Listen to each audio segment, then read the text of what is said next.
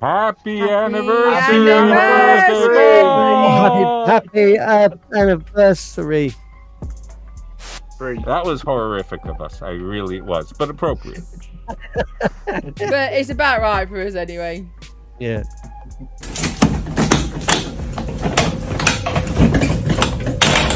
Well, happy birthday. You're next. Hey everyone, just wanted to say happy birthday to the Horrific Podcast channel. I first did a video with them like 2 years ago now, I believe, and it was a load of fun. I've since collaborated with them quite a few times over the years. Hoping to do quite a few more of them over the next few years.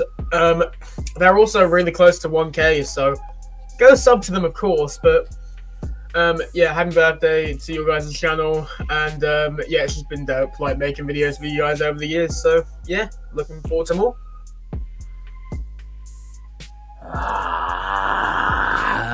Happy birthday, Horrific. 5 years, wow, what a fantastic achievement. Congratulations, I've had a blast working with you and doing different things, and I hope to have 5 more years of it and longer. Well done. Hi, it's me, Michelle Schwartz, and I'm here to wish a very happy 5th birthday to the Horrific Podcast. I discovered the show toward the end of last year when I saw the anthology call for Horrific Tales Volume 1, and the rest is history. I'm so honored to be in Volume 1, Hauntings, with my story Rosalia, and Volume 2, Cryptids, with my story Where Lava Flows. Thank you so much to Colin for giving my stories a home in these books. I cannot wait to write more stories. I'm so grateful to be part of the Horrific family, and I cannot wait to see what's next for the show. Hey everybody, raise your glass of blood for the Horrorific Podcast's 5th birthday. So thank you to the podcast and Colin for popping out so much content, more than many of us can probably keep up with, which is super impressive. All you horror fans out there, give them a like, give them a share, give them a subscribe. Show you a couple of books that have just come out this year alone. So Volume 2, Cryptids, Horrific Tales, 11 stories in this one, and you know, beautifully laid out. Oh, maybe this one's got 13 stories, sorry. Beautifully laid out. Look at this, get a little picture before every story, so you know, sort of captures the mood there. Really neat books. Tales Volume 3, Serial Killers, similar kind of layout and feel and everything. Some really cool stories. So happy birthday, brother. Will you horror fans, give him a share, give him a like, give him a subscribe if you haven't, and all the best. Hope to see you again in another 5 years for happy 10th birthday. Hey, Eli Beals here from the Exit Life Podcast. I just want to wish a happy 5th year anniversary to the Horrorific Podcast. Thanks for having me involved. It's been a blast. Hey, Colin and Horrorific Podcast. We were just sitting here planning our next podcast, and wanted to take a moment and wish you and the rest of everybody over there at the Horrorific Podcast a happy 5th birthday. Happy birthday, buddy. Here's to many more, and thank you for all the help you've given us. We definitely wouldn't be here without you. We owe you a lot. So, I'll be raising a glass to you tonight, my friend. Happy birthday, guys. Happy birthday. Happy birthday to Horrific Chats. Thank you for having us on your show, and thank you, Colin, for everything you've done for us. Hi, Crazy Chris. I want to wish you, Colin, Cameron, Belle, and Flea, and the Horrorific Podcast a happy 5th birthday. Hey, Colin, and the crew at the Horrorific Podcast. It's your 5th birthday. Happy fucking horrific birthday to you. Well, Heidi fucking ho, Colin and the Horrorific Podcast. It's me, Dana DiLorenzo, aka Kelly Motherfuck Maxwell from Ash vs. Evil Dead. And I am told it's your 5th birthday for the podcast, for Horrorific Podcast. Ooh, wait. Don't know what that was, but we're gonna go with it. Well, those were definitely some videos. Hello, everyone. We have made it to another year with the Horrific podcast. Before we begin, I'd just like to take a moment to thank everyone who has supported us in the past. For those who have more importantly stayed with us from the beginning to now, I'd also like to extend a hearty welcome to those who have joined us in the last year and helped us to grow to this point. Every video you watch, like and comment on helps us to make more people aware of what we do and bring them to the Horrific family. Now, as we celebrate our 5th year, we're taking this opportunity to reflect on the previous 12 months. Forward to the next. Now, on the celebrations. Hello, folks. We have made it. We did it. Another year, not dead. That's something, right? I still haven't got banned. That's always a bonus too. Another year still at large. Wow. Yeah, as if we haven't got enough videos, we've actually one more to show because a certain silly bastard forgot that he's going on holidays. He completely forgot he booked it, so we've one more video to show. So if you bear with me, we'll get this cracked up. It's almost like we all. Hello, Horrific Podcast. It's your pal Chris. Look, I hate to tell you this, but there's a serial killer in my house with a machete and a hockey mask. I did the only thing that a smart person could do in that case, and I ran down here to the basement. I'm sure it'll be safe, but just in case, I also shut off all the power. I think it's important to make it more difficult for serial killers to find you in the dark. I've watched some of the movies now. I know what I'm doing. But listen, just in case things don't end well, I wanted to wish Colin, Del, Cameron, Flea, and everyone involved with the Horrific Podcast a happy 5th birthday. And I hope I make it to see the next one.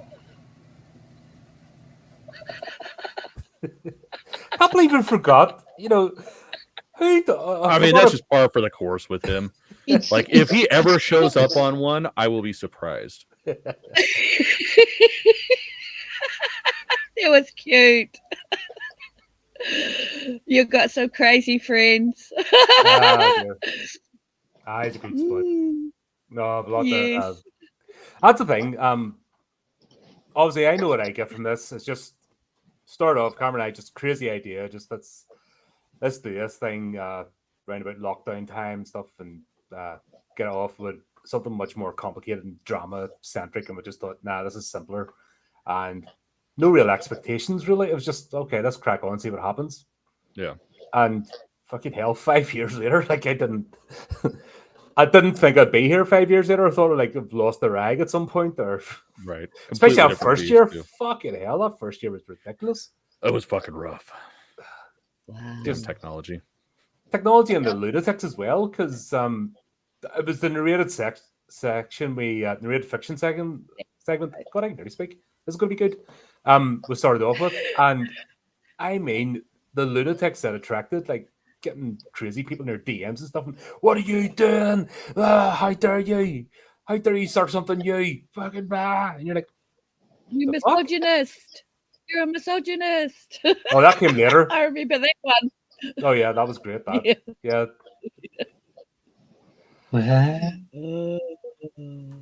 But obviously, yeah, somebody called a misogynist. that's right. I've been called everything in this. It's it's part of the course. You just sort of go, aye, whatever. Yeah. Yeah, you had quite a lot of trolls. I remember that, and I like the fact you blast them on your channel. Yeah. Yeah, but let's be honest. Trolls are a sign that you're doing something right. That's true, Flea. That's true, yeah, because it's like if you don't attract the trolls, You're not doing anything. yeah, you're not doing it right. Definitely. Yeah, that's the saying, isn't it? How not to offend anybody is to do nothing, say nothing, and be nothing. Because Be just nothing. by breathing, you're going to annoy someone just with your presence, and that's fair enough. Just by existing. Yeah. God. But God, this has been a year, I have to say, for me anyway, this has been a bloody year with this, just even with the podcast alone, the ups and downs and fighting with the algorithm and all that sort of shit. Just, we've done a lot, but also it's been a lot working against us randomly in the background, and it's been nothing tangible, if that makes sense. like getting shadow banned and algorithms arsing up and things disappearing on you and nobody's seeing it, even though they're subscribed and stuff. It's just been it's been horrendous, but we pushed through and we're here, so that's the main thing, isn't it? Yeah, and you're nearly up to 1,000 subs. I mean, wow, man. we were at 1,000 subs this morning. See, he's broke the 1,000. He's broke the 1,000. I checked around about 10, 11 o'clock. Just I was going to do a last call, and then we're at it. And now we've dropped to 994. Like, really? Yeah, it's fucking They're weird. trying to fuck with you. That's what it is. Yeah, that's what I mean. You can't. I suppose that's what I say to people. If you just focus on getting numbers and all the algorithm and stuff and trying to do the right thing and not actually focus on just making the show, then you're going to put your head away. Yeah. Do you know what I mean? You are. That's the thing. You'll give up. You'll get downhearted because you'll automatically think, is it something I'm doing? You know what I mean? 'Cause that's anybody that creates anything, that's the first thing that goes through your head is, have I done something wrong? Yeah. But there's all sorts of shaking on now and shenanigans in the background, and mainstream media is down, so they're trying to move into space and take it over because they think they've got an inbuilt audience. They've learned nothing. No, that obviously the people here are like what they like. If they want to watch mainstream TV, they'd watch mainstream TV. Do you know what I mean? It's fucking... But their thing is, oh, let's just push in and take over and they'll just watch us instead. It's like, no, people just fucking leave. That's not what people are here for. So all that's going on this year as well, and it's all I sort of keep up tabs on it, but don't really report much because I don't want to be one of them drama farmers, if that makes sense. Because it can't be our spot. I just have a laugh and talk about shitty movies, to be honest. Yeah. No, just keep doing what you're doing. I mean, oh my God, 5 years, that's a huge accomplishment, man. I mean, some people don't even last a year or two. They give up, like you said, and you didn't. There's lots of times you could have, and you probably nearly did, but you didn't. You pushed through, and I don't know what's wrong with YouTube, but they're lying to you. No, it's just it's happening to everybody. It's not just happening to me. Like I said, I've been keeping up in tabs and seeing other people having a similar experience, so that sort of makes it go. Okay, right. It's not just a me thing, I'm always looking for ways to be better, if that makes sense. There's plenty of channels out there that I watch that are having trouble because of the YouTube algorithms. And basically, because obviously multi-stream, the Twitch as well. Yes. But in that channel, unless you're porn, you know what I mean? Unless you're a fucking thought, nobody's interested. Yeah. That's what that channel's been taken over with. You know what I mean? I mean, that's fair. That's priorities. Yeah. So the people that do the Twitch don't want to watch us. They want to watch some chick in a bikini with an inflatable. I mean, to be fair, I probably wouldn't masturbate to videos of us either. I'm not gonna say I wouldn't. I said I probably wouldn't. Have you lied to me all these years? Oh, okay. In that I case, said probably. I didn't say definitively I wouldn't. that's it. I'm cancelling the hot tub. That's really hurt my feelings, though. It's just because me. I don't like looking at myself. There's plenty of videos you on it, so at least when it ends, won't you have to wipe the screen afterwards? Yeah, I'll say. You two can carry this personal conversation on later. Thanks. This is the only reason we come online is to talk about this shit and make people feel uncomfortable. That's been our whole shtick for 5 years. Oh dear. Well, it's I worked. can say so much at this point. Yeah. People in already. Angie Pops. Paraton. Excellent. Hello. We've got the full Infinite Monkey Tales. ZIMT man. Sergeant Shenanigator. Great to see you, man. Midnight Signal podcast. Obviously, check it out. They've just started. They're absolutely killing it right now. From being unsure whether to start or not, they're just getting on with it and just pumping out episodes every week, and even got through their first technical hiccup, which is fantastic. Once you get through that in the stream, when things just go wibble and you're like, what's going wrong? And you still power through, that's when you've reached the test. Right, trial by fire is that's the only way to do it. Yeah. There's Shay Rance on. Big Mini. Greetings. To the people on sub, we hit you. I don't think, honestly, I think it's a YouTube thing. I don't think it's a people thing. Yeah, no, it's a YouTube thing. Oh, God, I haven't even I mentioned the Online Safety Act, that fucking stupid thing over here. Oh, Like, just, God. you Yeah, say, tell me about it. Yeah, yeah, it's mad. Just complete madness right now. it is. Nobody knows where they're going with that either. It's like there's so many rumors about what they're gonna do next. I know. Oh, no, thanks very much, Big Mini. That's the thing with that's one of the things I want to talk about this year. Is actually it's really hit us. Like, I think maybe the last couple of years we've been building and growing and seeing things move up, but this year everything came to a standstill. When was it? Around about June time? Just Yeah, sub for no stopped reason. completely. Watch time just fell off a cliff. Now everything was going up and up and up and up and up, and this year, around about June time, everything came to a stop. And then people aren't seeing the posts, they're not seeing the notifications, they're just not, even if they are subscribed, not seeing the videos. Mm-hmm. Yeah. It has to be shit. It's almost as if YouTube's burying stuff.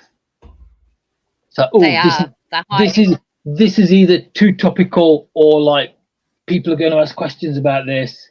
This is going to make people think we must hide it. Mm-hmm.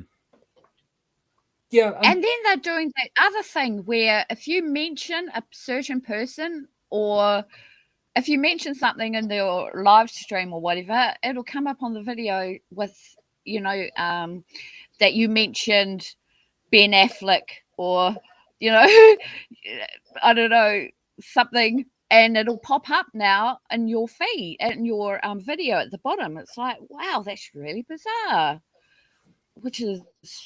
that's not good. I don't know why they do it. I don't know why they were doing that. It's happened a couple of times. They're still doing it.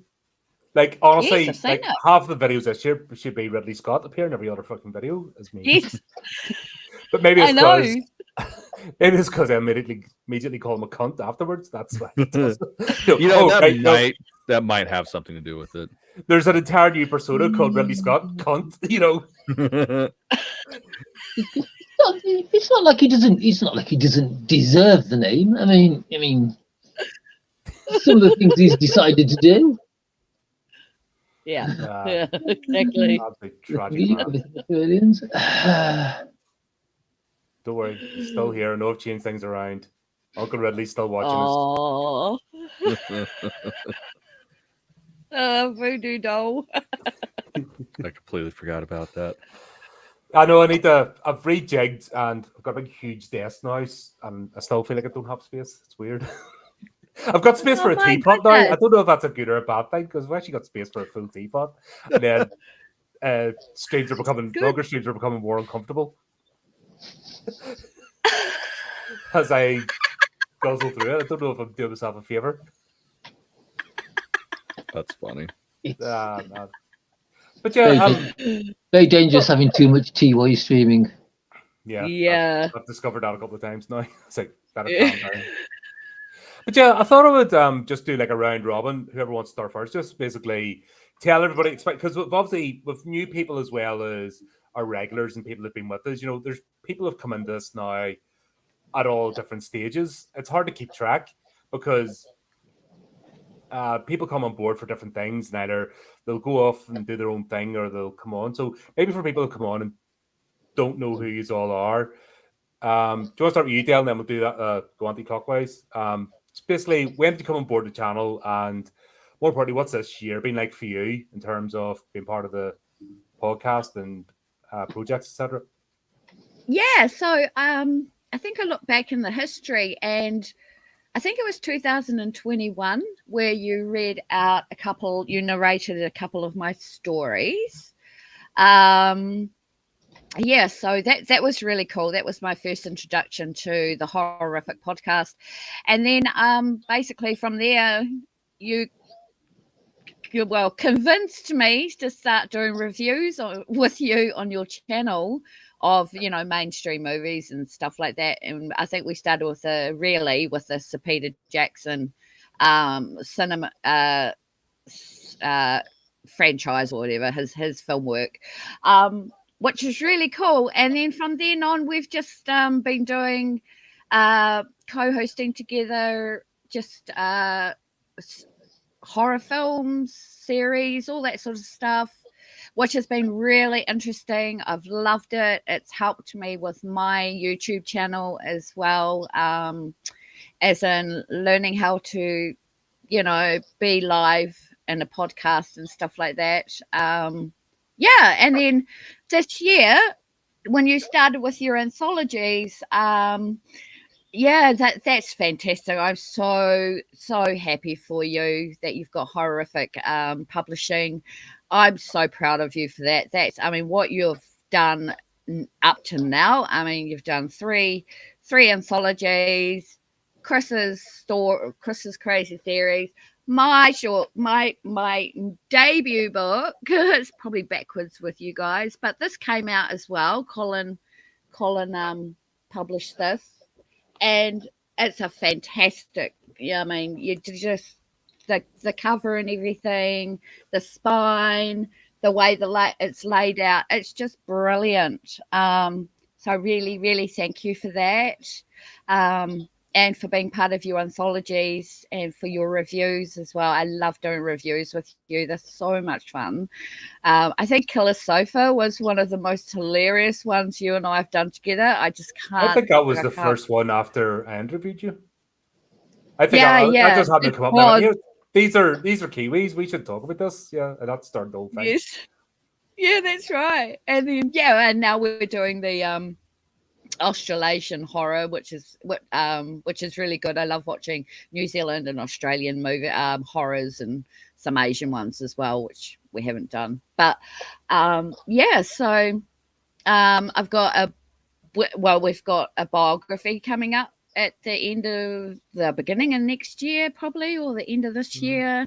That Horrorific Publishing is you're going to be publishing a biography on Gorilla Metropolitana, who's a filmmaker who everybody hates and some people love. So that's going to be really interesting. And then I've got thoughts of perhaps maybe after that doing my novel, One Dead Sister, which has been sitting in my drawers for the last 7 years.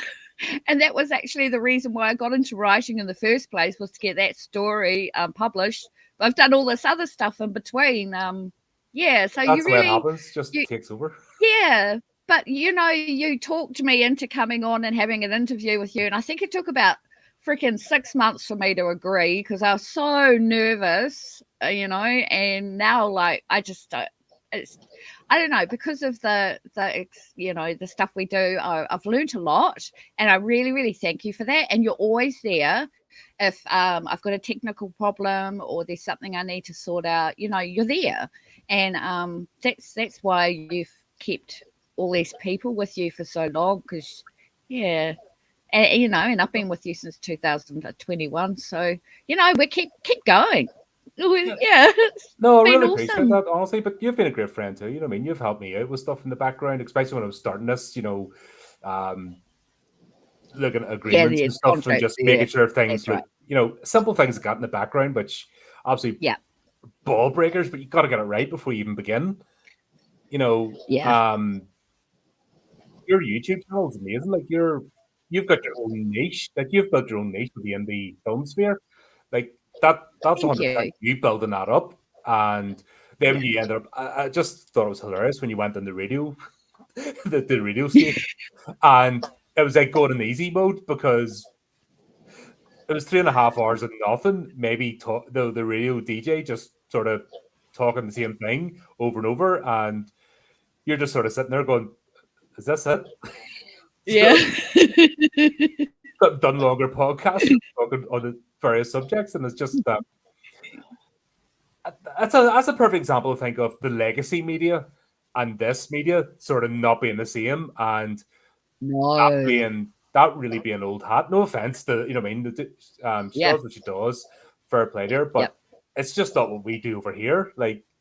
If you're going to talk 3.5 hours, you're going to talk 3.5 hours and just get into it. Yeah, exactly. Not taking breaks every like 20 seconds and not even getting any time.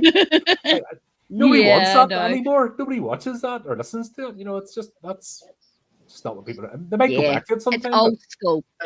Yeah. Yeah, I might go back and talk about horror, which I never really actually got to talk about. That was the whole point. But it was just funny, the fact that thinking that was like a level up when actually it was a level down. Level down, yeah. You know what I mean? I just, yeah. That's what I was, when I was proudest moment of you, when I knew you'd really come like into your own, that you were on that just going, huh? You know, you could just see, you're like, is this it? Is this what people do? This is easy. Yeah, exactly. Oh dear, I know. Oh well, it was fun. Okay, but nah, always great. It's you guys that make this worth it. You know what I mean? Because if it was just me shouting into the void, it'd be very depressing very quickly. I'm not one of them people. Just notice me. Yeah, it's all about the conversations and like the mad tangents. That's half the fun of this show. Oh god, yeah. Flea, you've come on recently. I think you're one of our. Yeah, definitely one of our recent or most recent. I haven't even been here a year yet. It feels longer. Wow. A lot of people say that spending with time with me feels like a long time. Yeah, thanks. It's nice to No, but it just feels like we've been doing this forever. Do you know what I mean? I think you just get into routine and stuff. We've covered a lot of stuff. I've been taking part in the role-playing side of it since Destroyer of Worlds, the second part of the Alien trilogy that we did. And it was while we were still doing Aliens that you turned around to me and said, "You're an anime fan. I might be why." You mentioned it just in passing. Yeah, so, do you want to do some horror anime reviews? Yes. Too scared to say no, to be quite honest. Don't forget, at that point, we'd already covered the Alien franchise. Yeah, and on board for that. It's like, God, I try to forget about that. I try to forget about everything Alien. Thank you very much for reminding me. That's kind of how the review started, because the gaps in between the role-playing sessions may as well cover the movies and be up to speed. And we were all excited for Romulus, thinking, this will be the new one. We'll get caught up and we'll be ready for that movie. Well, come on, let's be honest. The Romulus review is something like 5 3/4 hours. Yeah, that was that was hardcore. When Angie from Horrific pretty much summed up the entire film in 2 words. It's shit.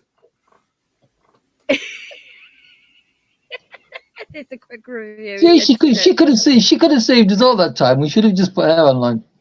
Yeah. Well, we did, because I got her to do that voiceover with James Cameron, which was still seeing Mark's face, like when his wife's and like doing the voiceover for over the top of James Cameron was hilarious.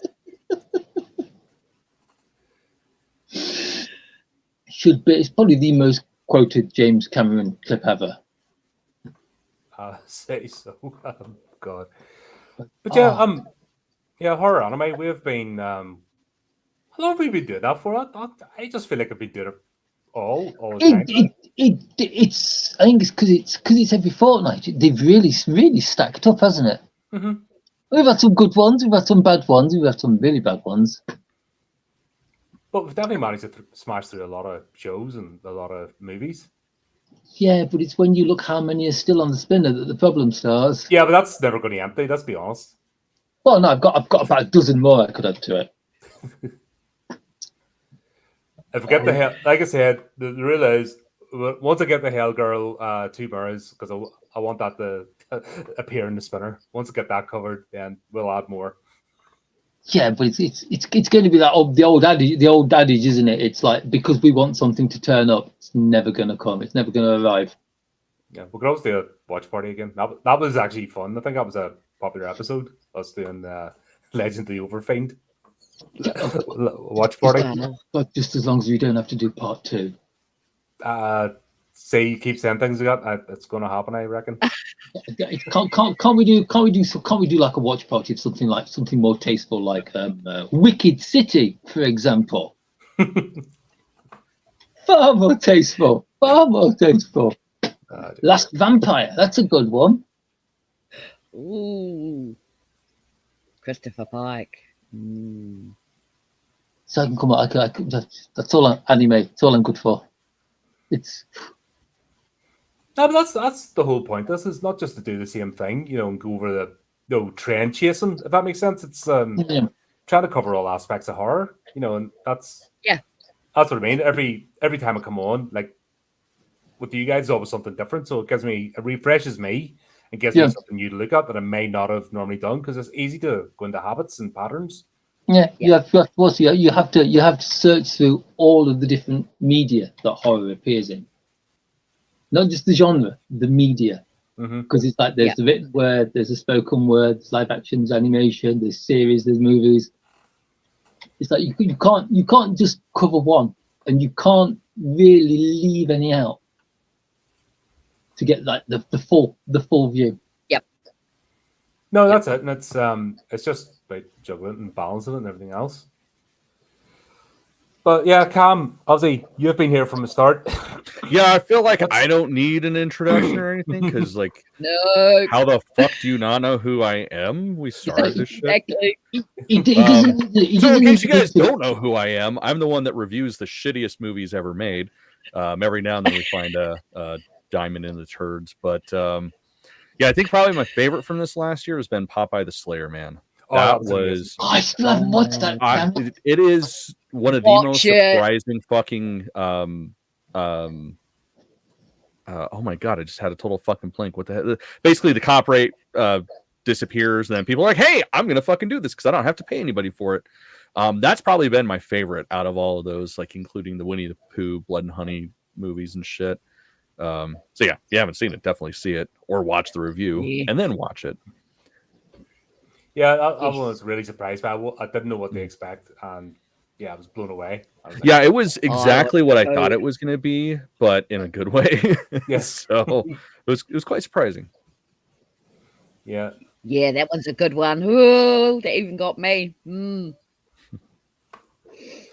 But yeah, I had to make some changes this year because obviously trying to juggle starting off horrific publishing, which I'll go through in a moment, but starting that, working and trying to keep this thing going, something had to give. I can't do 5 or 6 live streams a week anymore. And then I was trying to do that and the news articles and do the shorts and stuff, which nobody was watching anyway. So I stopped doing that. I was just spending hours every night just adminning, if that makes sense. I was exhausted. So this year I made a conscious effort to sort of step back a bit. I dropped the shorts because, like I said, they're not worth doing. They weren't getting the views. So a lot of time and effort. Downloading the main video, cropping a bit out, getting all set up, scheduling it, and then to get 3 views was just like, nah, it's not doing it anymore. So I started doing the pre-recorded reviews, which seemed to be quite popular. They seem to have taken off a bit, some of them anyway. So rather than just doing live stream all the time, me popping on, reviewing, because that means I have to be there at a time, or at least if I pre-record it and I can pop it on later in the week. It sort of means I can do maybe 2 or 3 at once, like at a Sunday, and then have them pop up during the week. That sort of saves me time, having to rush home and stuff. Because that was all the thing, rushing home, watch the film the night before, rush home, do the review, and then maybe prep for the next day, whatever's happening then. I was getting burnt out. Yeah, that's full on.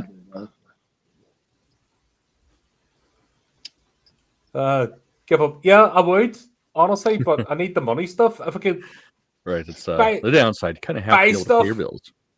Buy stuff, folks, then this will be my job. Yeah. Pesky bills, you know what I mean? They need taken care of. So, yeah, I've got to do it. The books are worth it. Trust me. Yeah, they are. Buy them. Yeah. So that was a big thing. Obviously, this year is horror. Well, the end of last year, it was meant to be January. This year, produced the first one, but it ended up being December because everything came together quickly. But yeah, horrific publishing. How man. I would say how fast that happened.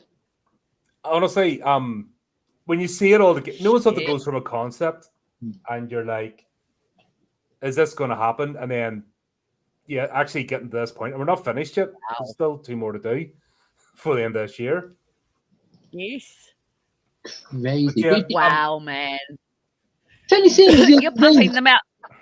I say only scenes the other day that Colin was saying like I've got this like some writers and they've sent me some stories. I've got this anthology in the works, and now it's like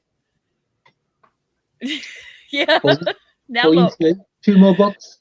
Could be Yeah. 2 more to come before the end of the year. Yeah, that's honestly, actually, you're pumping them out faster than Wicked Shadow Press. That's fucking amazing, man. I had to actually slow down because, like I said, I got, when was it? Was it July or something? I hit burnout. I had actually the wall because everything that was happening. Yeah. It was like end of June, middle of July, something like that. I hit the wall. It was just, I think I was so caught up with proving it was a legitimate concern and that it wasn't just a one-off thing and flash in the pan. And I think I got wrapped up in that and trying to spin too many plates, and then just the people element as well, because you get some randos out there. Like anytime you put yourself out there, you get some randos that come in. You're like, what the hell? But yeah, obviously the first one out, Volume 1, Hauntings, which I had to revise the cover because I wasn't happy with the first one. It felt, I think when I did Volume 2, I realized that I needed to change it, make each one individual. But yeah, that's and I did a few tweaks. Not the content doesn't really change, but there's a few tweaks in that there. So if you bought the original, like, you're not losing out, just because of this one. If that makes sense. But I feel like I was just I was so determined to prove that I wasn't scamming people, if that makes sense. Yeah. Do you know where there's people out there and they're up to all sorts of shit, and there's that many bad faith actors out there? I wanted to prove that wasn't us. Yeah, but people who know you know you're not like that. Yeah, so but there's people that don't know you, and you have to sort of convince them. Well, that's true. Yeah. So, oh god, yes, that was the fucking. Yeah, I tried to change that. Yeah, the very, very, very, very, very first print, and then I immediately took it down and got it all changed. God, that was that's a unique one. That'll be a collector's item, hopefully in another 10 years. Yeah, I've got the original. Yeah, but it's got the original before the tweak. I got the original. First edition. This is still my favorite one, I think. I think this one, everything just came together really nicely for it. Yes. Yeah. This they all are. I can't pick what favorite, sorry. I think I go from terms of what it was like getting them put together, and I don't know, this one just came together nicely, and there was a good vibe all around it and everything else. That makes sense. Yeah, and all the stories are different. Smoothly. Yeah. All the stories are completely different. There's not one single one that's the same. But, all different cryptids. A lot of fun doing this one, and it just everybody coming together for the celebration stream and everything, and that, because that's the thing I'm trying to do, is not just be another faceless entity, and names. The difference is people get to know the authors here because they get to come on, get to talk, you get to meet everybody. So there's none less just, there's no question of that AI shit or anything else, because you actually get to meet the people and talk about their stories. And unless you're really, really, really, really good liar, and can bluff like crazy, which is fair play to you, but you can't really if you're taking part in 2-3 hour conversations on here. That's what I try to do, is you can't really just do the typical cliff notes and stuff and go through the blurb. If you come on here, you're committed to actually talk and show that you enjoy the genre and you're invested. Yeah, that's right. This one came out really well, but this was a drama. This was around about July time. This is when everything just freaking went wrong. I mean, I don't know what happened. This one's stressful to me, even though it came out. And at the end of the day, everything went right. But just, I don't know. There was a lot of stuff going on in the background, and honestly, I think it was this point I was ready just to give up and just throw everything out and just go, nah, I'm done. No, But I'm thank God you glad. didn't. Yeah, remember those discussions? Yeah, Mhm. I remember. I remember the burnout. Yeah, there was multiple remember shit going on, and I'm burnout. just like, why am I doing this? You know what I mean? But Yeah. it got out. It's been well received. That's the thing. These have all been well received, which I'm really happy about. And yep, another one done. Yay. But of course, I'm so happy to have helped you then. Honestly, get your debut novel out, your book. Oh. And this is another one that I already had a lot of stuff submitted. You know what I mean? I went back and we did all the, revisions and that, and the stories you'd already given me. We were sharing between us and getting it all done. But everything just felt right with us coming together. You know what I mean? Just there was a vision for it, smooth, and just glad that it happened. Yeah. Yeah. And you wanted it before June, Friday the 13th. And you Yeah, did but it. wanted the Friday the 13th release. That was the whole thing. I wanted the release on Friday Yes. the 13th because just for marketing and getting people in the vibe. Yeah, absolutely. It all happened. So It did. And yay. Obviously, last but not least for this one, I think we threw this together about 5 minutes, didn't we? Like we haven't been working on this for any length of time at all. It was just No, definitely, just threw it not. together. Like, you know what I mean? There Yeah. you go, out it came. But Right, that I think I spent about a year on it. it started last November. Oh, okay. So yeah, Last less than a year. November, I was thinking it was think about we a year. started. Yeah, basically last November, but not far off. You know what I mean? Last November we started working on this. I've got that one. I'm waiting for the deluxe edition. Boxed with its own tinfoil hat. Oh yeah, why not? Exactly. Do you know what? Honestly, that's the thing about doing this stuff. It's all about people buying. The more people buy, get it up the charts and get the income, then I can invest in doing silly things. You know what I mean? Gimmicks and novelties and special editions. I want to do that stuff. Like eventually when we get the number 10, I want the box set. I want these in a box. Yeah. 10 book box set. Just so you know, I've pre-ordered mine. Yeah, I have too. Yeah. But yeah, God, this is if you haven't checked out the segment that this started from, because you have to. It's on the channel. You have to show some of the images. Well, it's just freaking amazing. Cameron, you did a freaking amazing job, dude. Look at that. Thank you. It was definitely a lot of fun. I will tell you though, little inside baseball. I almost fucking quit because I think I got like 3 or 4 images in, and I was pretty happy. They were happy, and then Colin's like, "Oh yeah, I guess I'll have to look into doing this color instead of just black and gray." It's like, you motherfucker! I have spent twice as much time as I would have doing color under the impression that it's going to be color, and you were just going to do black and gray. It was pretty funny. And then, obviously we did do color, so that was great. Because especially with a lot of the ones, like the Traumatons, the Killer Clowns, like you got to have color. Yep. Otherwise it doesn't make sense. Yeah, do. Yeah. Yeah, do.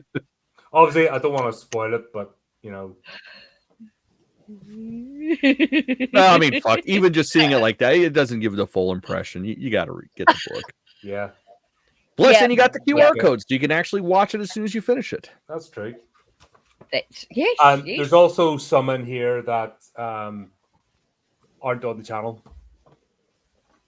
Really? That's right. Cool. There's some that you can only watch if you get the book. Yep. So that's something for the audience as well. So even though we've got the theory segment on the channel, if you get the book, there's a few extra surprises in there. Nice. Now, that was the You thing. got the one up where you still have the one up where you pulled your penis out, right? Oh yeah, absolutely. Okay, good. That's so if you guys I want to just see it, what it is, I just randomly put that QR code in so people, might accidentally click it. Here's my elephant trick. Wow. Or is it mosquito? Oh my goodness. I always get that too. Tomato, whatever. It's the link to your OnlyFans page. Yeah, people pay me not to go on that. Oh. I use that as a threat. Oh dear. Hang on, were we talking about that the other week when we were talking about Shiki? Oh yeah. Okay. Ooh. Shiki, go watch it. OnlyFans page. Don't.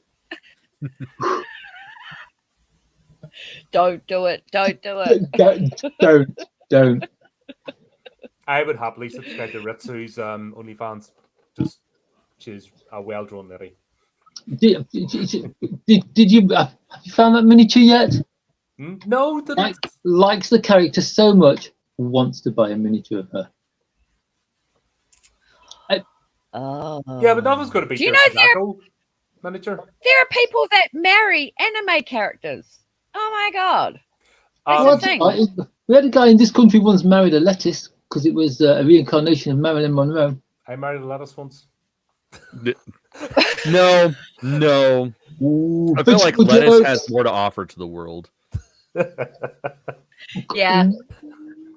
Potatoes are my favourite veggies. Because you can turn them into chips. Oh dear. But there you go. Despite doing all this, you know what I mean? This is on its own like a bloody project. And if you guys weren't steering me along, I would have quit because it was. It's. We're not gonna let you. I see you. I'm gonna say, hang on. You promised us $10. You can't quit yet. You got no. There's no choice in this matter. Not now. No, that's it. Gotta finish to the end. Yes. Oh, hang on. Let me rephrase that. A minimum of $10. Minimum. Yes. Minimum. I can't say minimum. I'll definitely be if things stay on course, that'll be next year without a doubt. Yeah. And that'll be just something amazing. Like that's crazy. I'm not gonna lie. That's crazy progress. Yeah, I'm honestly, and I'm still learning. You know what I mean? It's a different thing. Publishing's a completely different animal. Being a publisher, you know what I mean? The amount you take on your shoulders without realizing, and then when you start becoming responsible for other people, that's like, oh shit, I can't let them down. You know, I mean, other people have, even the anthologies, you know, that's still somebody who sold you their story. You know, their name's still attached, so you can't arse it up. And then everybody always thinks it's great to be in charge until they're in charge, and then it's like, wow, this is fucking stupid. I've never wanted to be in charge. Why am I doing this? That's the thing. I've never in my life wanted to be in charge. I just want to be in like the dark dungeon corner, just getting on with stuff. But I always seem to be in those positions. It's just, it's the way it happens. You get yourself into those positions. Like, who are these crazy people, and why are they trusting me? Yeah. But that's one thing that makes a difference. Honestly, having a team, like no man's an island, as I say. You know, it's having you guys help me along and being there, especially like I said, when the algorithm's fucking up and you feel like everything's against you, and then there's a random bitchiness comes in. You're like, where's this coming from? Like some random person comes in and starts trying to tear you apart, and like, is this normal? And then at least having somebody to talk things through that understand, because unless you're in the podcasting sphere or this, you know, this sphere, nobody gets it what you do. Like, try to talk to you normally about this. They've got no idea. No, they don't want to. They don't know. So, yeah, they don't know the stress that you go through having to upload videos and, you know, there's so much going on for one podcast, you know, especially if you're, and you're doing them live as well, which is really phenomenal. So, I don't know. You know, they've been, I guess you also found out that there are some people that weren't really supporting you as much as you thought they were. And unfortunately, they've been showed their true self and their true colors. And, you know, now you know who's here for you and who's not. So, well, that happens, you know what I mean? And I have just one way of dealing with things. It's goodbye. Yeah. I don't. Which I is don't mess sad, about. I don't do but- drama. I don't do drama. No, no. I've Drama seen, sucks. It's good yeah. in a story, but that's about it. Yeah, that's the whole point of the story. Just like the drama goes there safely. Big sheet of perspex glass, keeps you away from the actual drama, and you view from afar. Getting involved in it, I have no time for that. And that's anyone that gets involved with the podcast. Understand, if you're a drama queen, don't come here. And that's the same with the. Seems to be the starting a publishing company. That's brought a few random emails and stuff, and you're like, where's this all coming from? And you're kind of like, no, I don't do that. Don't bring that here. That's not what we're about. We're here to tell horror stories. We're here to be positive because the world is shit. We know the world's shit. Yeah. It's never going to stop being shit. It'll just be a different type of shit. You know what I mean? That's the world. Yeah. The whole point is to escape from it for a while and indulge in the darkness and like get back to our roots of like really scary stories and what makes us love the genre. Yep. That sort of thing as well. Just the collaborations this year, like obviously Infinite Monkey Tales, still collaborating, still sharing them guys. I had to step back. I haven't been playing as many games as I'd like this year on their channel, just because of this thing has been all encompassing. This year's just been so things had to give, So I'm not getting as much leisure time, to actually, just hang out with the mates and stuff and play games. Colin's had a very busy year. Yeah, just a little. Yeah, but just a little. When people understand that and they're still supporting you and can still have those connections, like was it last week, the week before? They had their 5th anniversary, so I was able to take part in that, which is great. I was worried that I wouldn't be able to, but at least I was able to take part in that and still show them I appreciate everything they do over there and still friends. Still hang out. Oh, cool. Yeah, well, you've got to find a balance, It's easier said than done, isn't it? But especially if people are working, and then they have to come home and do their projects and Yeah, but you still got your house stuff to do as well. I mean, you've got to squeeze all Yeah, that that's crap right. in. Yeah. No, especially if you got kids or animals or partners or family at home. It's sort of Kids and animals. Kids and animals, and sometimes it's hard to tell the difference. That's true. Some are cuter than others. Yeah, definitely. Yeah. Obviously, started recently collaborating with another podcast, Delight and Fright. So we've now got a monthly thing going where I'll bounce in our channel, we'll review a movie, they'll bounce in over here. We just sort of keep that going. So it's that thing, at least that's contained once a month. We can schedule that in, make it happen. But it's great when people get involved and then still want to carry on collaborating. That sort of shows that you've made a connection. Yes. It is. There's too many people out there who they just want one and done. It's like they'll collaborate with you once, and then that's the last you'll hear of them.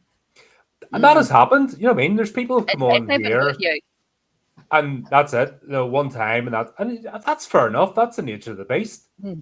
Yeah.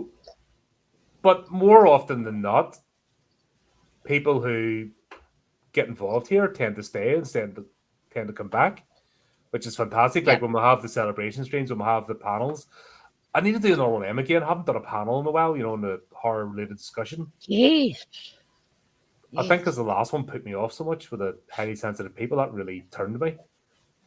Because we had a bunch of highly sensitive people on the channel, and I was like, we did. We're meant to be against this. We're meant to be saying, no, this is silly. And they're like, yeah, I want to. I'm like, oh, God, no. Yeah. So yes, but they soon show their true colours, don't they? That's the thing about it's horror, people. We do it for fun.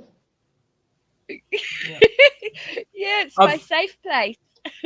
I've noticed that there's a lot of tourists coming on, especially in the online space, and basically they're not a fan. They're just online. They're terminally online, so they'll join anything just because they've no life. and these people are accepting, they'll accept me, and they turn out to be an idiot, you know. Yeah. But to think that being an idiot's part of being accepted, you know what I mean? There is a line between if you're cool, nobody gives a shit who or what you are.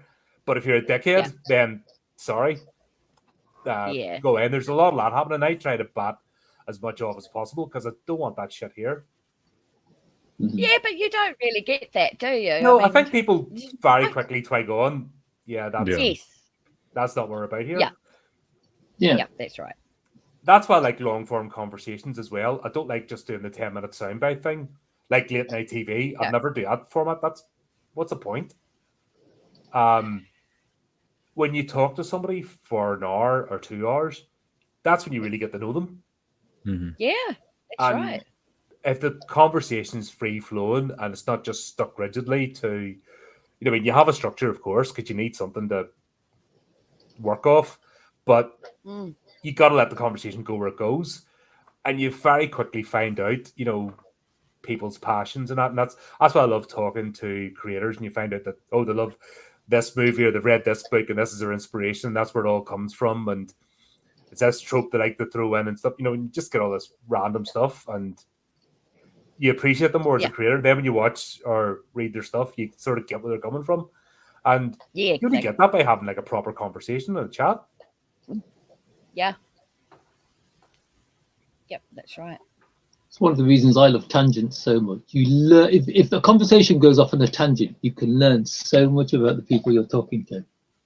Oh, hell yeah, absolutely. And It's if you're like- coming on this channel, you've got to expect it because that's just how things are done here. You know, I know other podcasters that will only do half an hour and that's it to get to know somebody, and I don't think that's long enough to get to know. You're not going to know anything at all. No, you can't get to know the ins and outs of someone you're only meeting for the first time in like 30 minutes. It's impossible. Yeah. But another thing I've realized, well, some people, in fact, a lot of people are nervous about doing this. Maybe it's because Right. Even now, even as I am sitting here, there are two words I can use to describe myself: shitting bricks. Oh, you've It's been like- on so long. What? I know, but it's right. Because of like the sessions that the sessions that I take part in, it's like the role playing, the anime discussions are two things I absolutely love that make it a lot easier. Yeah, but that's half the battle, isn't it? But and that's when you quickly find out if somebody's actually passionate about something. Because if you're passionate, you can talk about it. If you're just saying you're, you know, like I said, back to the tourist thing. Oh, I like horror because I see it's easy to make, and horror fans are stupid and they'll watch anything. So I'm just going to make horror stuff till I really make it. You know, those sort of people get found out very, very quickly because. When it comes to actually talking about stuff, they've no clue, no interest. Yeah, absolutely. And it's not about remember these 20 actors named, remember these 100 films. It's not about that. That's just if somebody has a good memory, they can rattle that stuff off. You know if somebody's under something. Yeah. Yep. Yeah, it amazes me how people know all these filmmakers and all the actors and that. And I'm like, actually, I don't really pay much attention to directors, but now I do. But I never used to. I've got to be honest. It's like people reel off names and things like that, and I don't know them. But if people talk about films that I know, but I'm not someone who remembers actors' faces. It's like I don't remember the actor. I remember the character. Yeah, exactly. Yeah. Because I think one of the things that makes me think an actor is a success is when people know the characters he's played more than the actor or the actress in question. Yep. Yeah. Gary Oldman, exactly. To me, he's a perfect example of that. Yeah. Gary Oldman. Yeah, he's cool. I like him actually. That's it. You just it's the characters, then it's afterwards. Oh god, that was it takes you a minute. Yeah. Yeah. But it's like I think if people talk about the actors more than the characters, I actually think like the film has failed, and that's one of the things I like. That's one of the things I like about horror, because most horror films, they aren't actor driven, they're character driven. That's right. It's And they like have to be. It doesn't matter. It doesn't matter how big the name of the actor playing the main character in it is, because it's less about them, more about the story. Because I don't think you can do character-driven horror. Not character. I can't. Sorry, I can't think. No, let me rephrase that. I don't think you can do face-driven horror. Yeah, It's all right. yeah. I'm panicking and getting all the words wrong. No, you're right. You're damn right. Yeah, I 100% agree with that. It doesn't matter who the actor is, if they're doing, because I watch a lot of indie. So these people, nobody knows. That only people in the indie horror sphere will know who these people are. So I think I get the privilege of not. So I do the reviews on mainstream with Colin, and then I do my own reviews on indie films. So it's not like I'm like, oh, look, it's Brad Pitt playing blah blah blah. No, these are people that we don't, I've never met before. I've never seen them act in anything else. Some people I have seen over and over and over again because they're awesome anyway, and I follow them. So no, actors I don't really care about. Mostly in indie I do, because I've noticed that like indie projects, most of them, it's like they become a family and they gel together really well. Whereas, say, in a mainstream film, some people don't even get to be on the set together. It's all done at different times and this schedule and that schedule, and you're in the trailer at this time, so you won't be meeting the other ones. And you don't get that with the indie productions. Everybody's together and they're all working for a common cause, and there's a low budget, so it has to be, so I can see when they're not gelling, and I can see when they're working really well together, and that's what I really like to see in indie reviews or indie films, is them working together, for a common goal, which is what I loved about Sir Peter Jackson's work in his earlier years. I mean, he'd just get his family and his friends to help out, and now look where he is. He started indie and now, well, he's been knighted, I don't know. He's awesome. He's one of my favorite directors, but yeah, so. No, that's it. We'll try to cover a bit of, like, I always try to maintain a balance. If that makes sense. I'll try to avoid trend chasing, because that's one reason why I cut back on the news articles, because I felt like that's all I was doing, was looking for the mainstream Hollywood stuff and what's popping up, and I felt like I was getting in that rut, and I wasn't enjoying it. On. That's the biggest kicker. It's not any real news. No, I mean, they've only put out 2 movies this year, and they're both horrors. I think most of the stuff that comes out of Hollywood is bad news anyway. Yeah, but all the entertainment news stuff, I was going through that, and I'm just like, what am I doing? I was really hating my life doing them. That's why I cut back on the news article. I'll do a couple for the TalkSpot, or if something's related to something we're reviewing and there's a related topic to it, I'll pop it up now. But generally, I just wasn't enjoying that, and it just felt plastic. It felt empty. You felt like you were just regurgitating shite, and then most times I lost it doing the video, because like, what is this shit I'm reading? Not yet. Oh no. Yes. I would start an article, then I just start slagging the article off, going, who the fuck taught you to read? Well, it's like most of the talk spot this year has been, oh, this is somebody making an article on somebody else's article on someone else's article. This is fucking pointless. Yeah, that does my head in. Yeah. It's just this whole cycle of, copy and paste. There's so much of that about that. I don't think there's such a thing. There's an original story, and then there are like a few dozen copies of the story being told by someone else. It's like, but I've noticed that a lot in media. It's like I've noticed it on things like YouTube as well, where you'll get people doing a reaction video to someone else's reaction video on a reaction video. The Trotsky effect, just. So we're not watching the original video. We're watching a reaction of a reaction of a reaction of the video. Yeah. So I'll go watch the original video then. And that's the thing.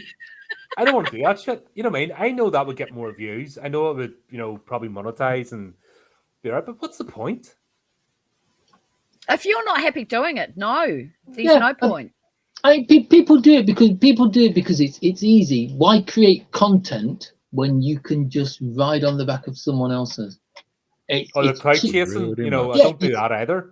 It's cheap. Yeah. It's No, you cheap. don't do that. It's easy. It's idle. It shows that they don't care about what they're doing. They're just out there for the clicks. Yeah. But if I was doing something like that, I'd rather have no views whatsoever, but at least I'd be sincere to what I was doing. Yep, that's right. I think that's something we've tried to do here. Like that's something I'm wholeheartedly, I want that to be genuine. I want talk about stuff I'm interested in, or get shown things that maybe I didn't know about, and or don't remember, revisit things. It's trying to cover the whole spectrum of horror, and we'll never do it in 100 lifetimes. There's just far too much. It's too. There's way too much. It wouldn't work. No. I did a review last night because honestly I was just working on a lot of stuff and I just needed to chill out and watch something really dumb. And they were talking about Murder Size being out, and I'm like, oh fuck, do you know what? I'll do it. But I clicked on Tubi, and I just went, oh shit, I need to never open this website again. Dude, Tubi's the greatest. Yeah, but that's right. I did the marathon once. I'm not doing that again. That's the reason why he's not going to click on it again. There must be some really good stuff on that website. You're just I've never heard of it. Like, go check it out. Right, it's all terrible and it's all free. Ooh. Yeah, you could lose days. I'm gonna have to get it. I'm gonna have to get you lose it. days. Honestly, it's one of them that you just go, you oh, it's a dangerous website. Damn it! Have I got time for that and anime though? That's the question. No. If you go down the Tubi hole, that's it. It's like new season starts next week. I mean. Okay, I'm going to download Tubi. Yep. Well, it's web browser. You don't have to download it. I think you can't. You know what I mean. I'm so sick of Netflix freaking horrors. We don't have much over here, so yeah. You can, or use a VPN if you can't, because. Yep. It's a dangerous channel. It's the most dangerous channel out there. I think you could lose yourself.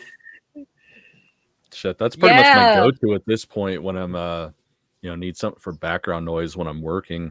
Like if I'm working on shit off after hours, I'm pretty sure it's them. They have Goosebumps, the original 90s series now, so I've been going through that again. Wow.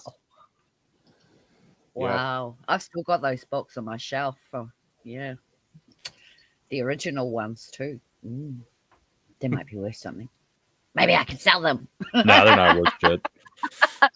No, probably not. No, I can tell you as a collector that they're not worth shit. Nah. But they're great books. They're fun. They're good for the kids, yeah. Yeah, the kids. Right. Definitely the kids. Start them, get them into horror. Start them young. 40-year-old men that still read them. Yeah.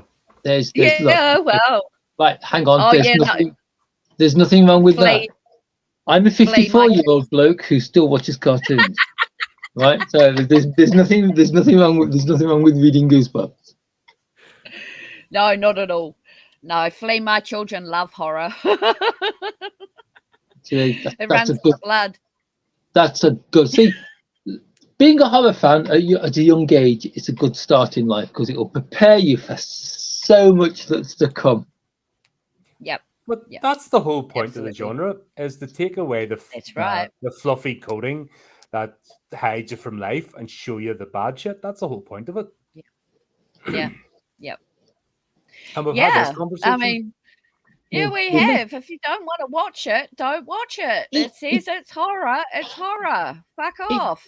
It just seems crazy to me that, like you say, like we say, horror prepares you for things that are coming. It doesn't sugarcoat everything.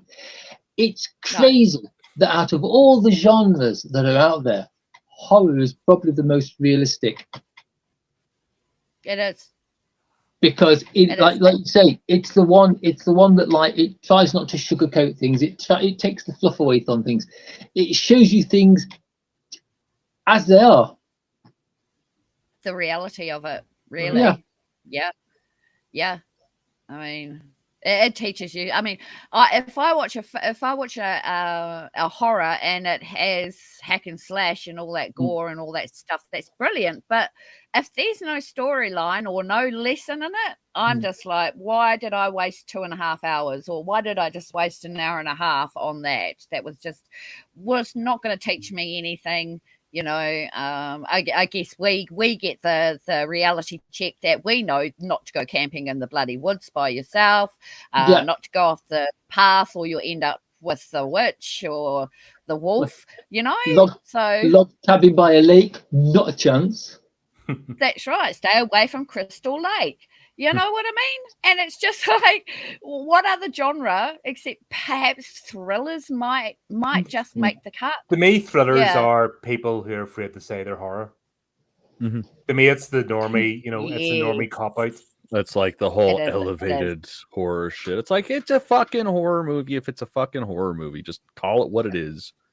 Yeah. The redheaded stepchild of the industry that's, makes the industry what it is. Yeah.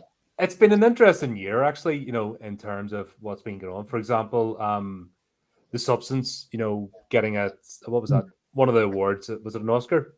And they couldn't even call it a horror movie. They called it a comedy musical. There's no music in it, That's shocking. But they couldn't even bring themselves, they're still sticking their nose up in the air. Yes, but you're not allowed to mention the word horror, because it's like horror. Horror isn't like a serious genre. We've seen plenty of movies and we've reviewed them on this channel that proves the other, proves the opposite. I'm getting so sick of not being able to use certain words. I got flagged for putting suicide in one of my reviews because the film was about suicide.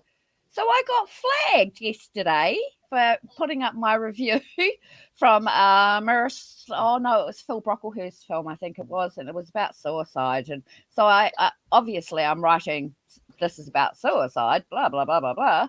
And then next minute I get a thing, 7 notifications yesterday telling me that review got flagged and I got strikes, but I went through the process of getting rid of it and I got rid of the strikes. But it's because I said suicide in my review. Fuck you. How dare you? Let's see how many more times you can say that and get this show blocked. I've said worse. Fuck's sake. What is it? Unalive. Just so everyone knows, I can toe the line if I have to. We're talking about unlifing. Oh, fuck off. Yeah, unlifing or I would rather get struck. Yourself. Yeah, I would rather get struck and removed than use that stupid, retarded baby language. It winds me up. Baby language. Right. Thing is, suicide is a word that's been okay to use through pretty much my entire life. Yeah. Why is it suddenly a bad word? Why is it suddenly like you aren't allowed to say it? It's because it's going to trigger. It's going to trigger somebody, and it's going to make them want to go out and jump on in front of a train. That's then. The suicide prevention charity is now the unaliving prevention charity. That's going to make you feel good. Oh, yeah. Yeah, do you know what I mean? How the fuck can you address an issue, or how can you talk somebody off the brink if you don't address, you have to name the dragon before you can slay it. Yourself. Exactly. Slay the dragon. That would make me jump. If somebody came up to me and used that language, I'd be...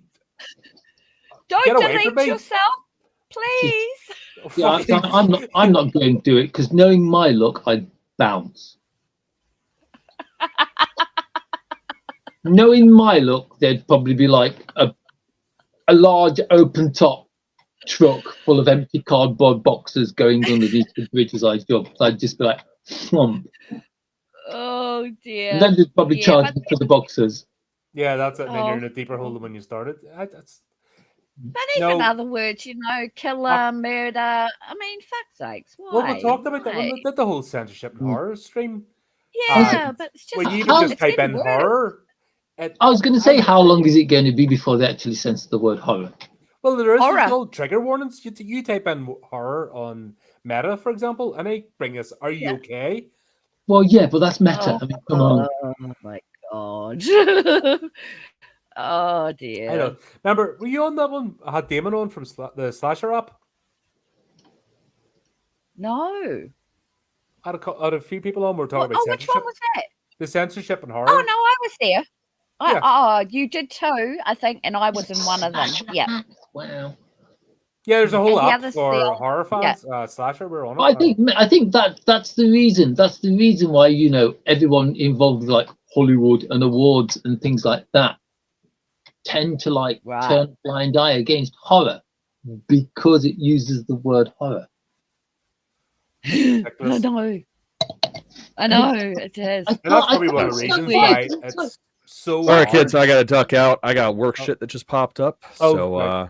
happy fifth, well- then. I will chat at everybody later. Okay, mate. Well, thanks as Enjoy. always. Talk to you soon. All right, Cam. Bye-bye. Bye. Oh, well. Always good to get him for these fleeting moments.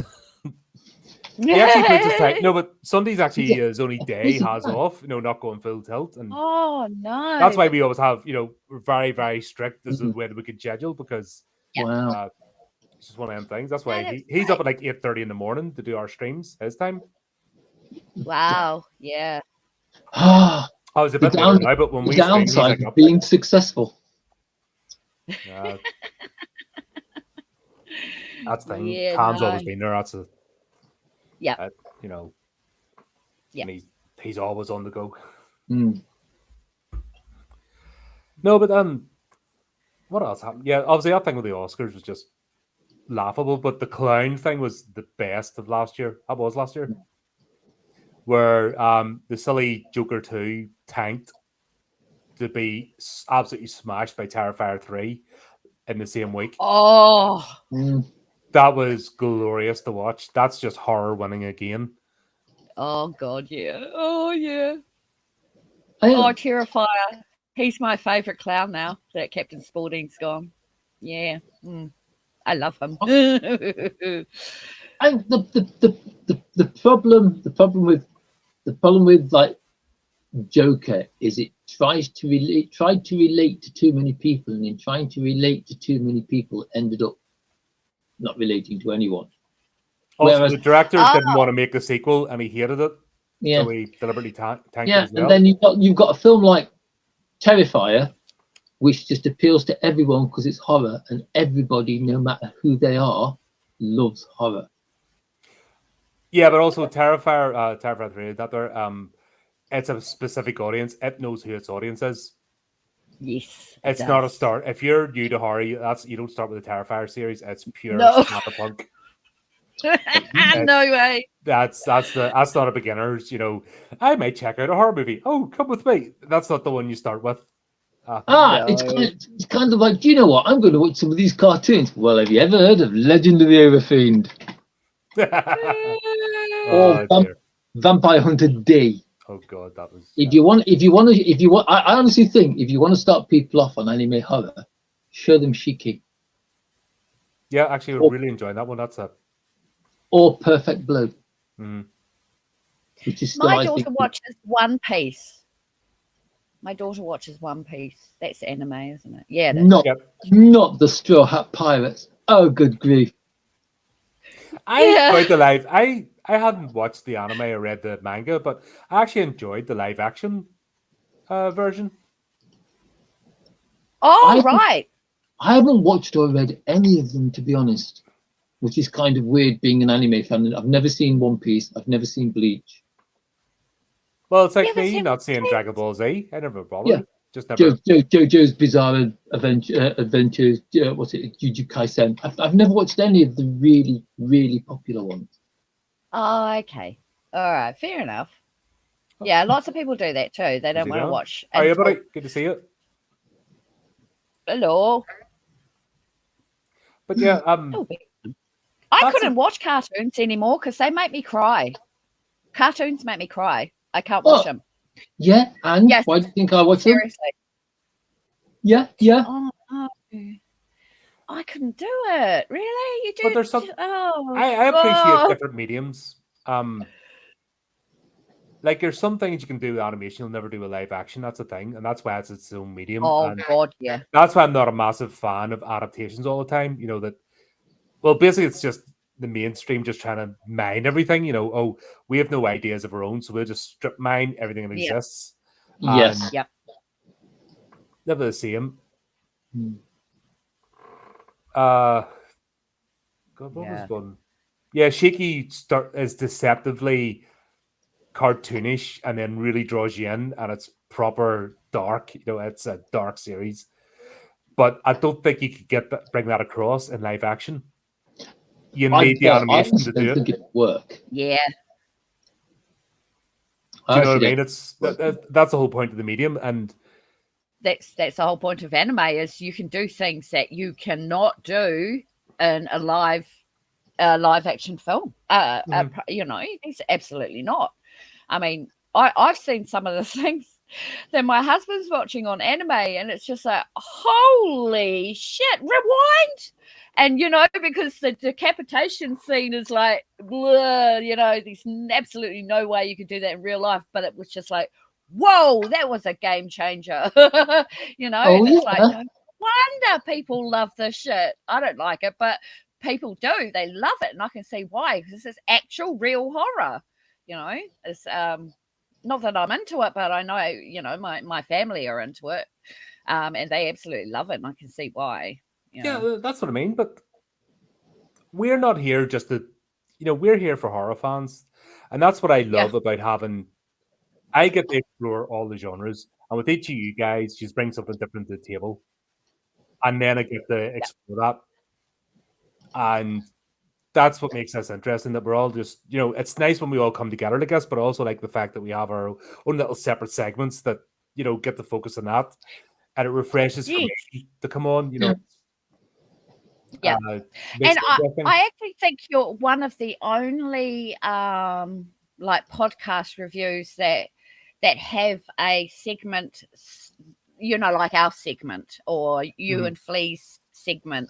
I noticed that other podcasters don't do that. They're doing other things that I know that you are so against, which is good that you don't do it, like Women's Horror Week or Asian Pacific, you know, or Native American or African American stories only, or, you know, you don't do that. So you're not a trendsetter. Just come on. Yeah. Just come. You know what I mean? If you're cool and you make horror, come on, we'll have a chat. That's it. But if the only thing you've got to say about yourself, or the only thing that you have to say is your immutable characteristics, then you're going to be a boring twat. You have nothing to. You have no personality. If that's the only thing you've got about you, then you're not going to interest me. We're going to have nothing to talk about because once you've said you're X, Y, or Z, that's the end of the conversation. And then what? Yeah, exactly. No, I don't. I've had one or two people that got on, and I think they're the shorter chats. They are very short because you end up finding nothing to say, and then 9 times out of 10, they're not a horror fan. That's something that I've noticed with a couple. Obviously, it's all on there. You just can go back, but you can tell the ones that aren't really horror fans and are only saying they're horror fans because they've really nothing to say and they've no love for the genre. And that's my whole thing with the Horrific publishing as well, is to say that these are horror fans that take part. You know, these people actually invested in the genre. That's what I want to achieve anyway. You know, and that's why anyone that's been involved can come on and chat, and we can go off in tangents, and you can tell that person's just staring blankly. If that reminds me of such and such, and that reminds me of that, and we go off on a tangent, and it's all horror related, but that person who's only prepared to answer the 5 questions sits there and goes, has no idea. Gone, you know, has nothing to say. Nothing to say. They don't watch horror. They are not invested in it. They've got nothing to say other than I've written this book. It's a horror book and it's about blah, blah, blah, blah. Well, if you've got no personality in front of us on the screen, what sort of writing is it? We'll see that today in modern, like, fuck that shit series I just finished, thank God, Alien Earth. That was written by good. fucking idiots. who the only thing they've had to worry about is their name being spelled wrong and their mocha chocolate sprinkles with whipped cream and a bit of semen on top. You know what I mean? That's the only hardship or any life experience they have. I honestly think Alien Earth, my brother gave me the best review of Alien Earth because it's like, because he watched the first episode, it's like, what was it like? And he's like, don't know, fell asleep halfway through. I'm going to try watching it again. And I was like, did you ever finish watching Alien Earth? He says, no, I tried to watch the first episode the second time, fell asleep in the middle of it. So he fell asleep twice. He fell asleep during the first episode twice. I think I went into it. I think I psyched myself up going, I'm going to like this. I'm not going to hate it. I'm not going to hate it. I'm going to have an open mind. And the first episode was all right, but I think I was too keyed up to go, yeah, I'm going to like this. I'm making myself like this. And then I watched the first 2 episodes back to back. So the second episode kind of got joined onto the first. So I gave it a lot of forgiveness. But when I got then I had a week's break, and then I went on to episode 3, and that was me done. I'm like, oh, fuck, I hate my life.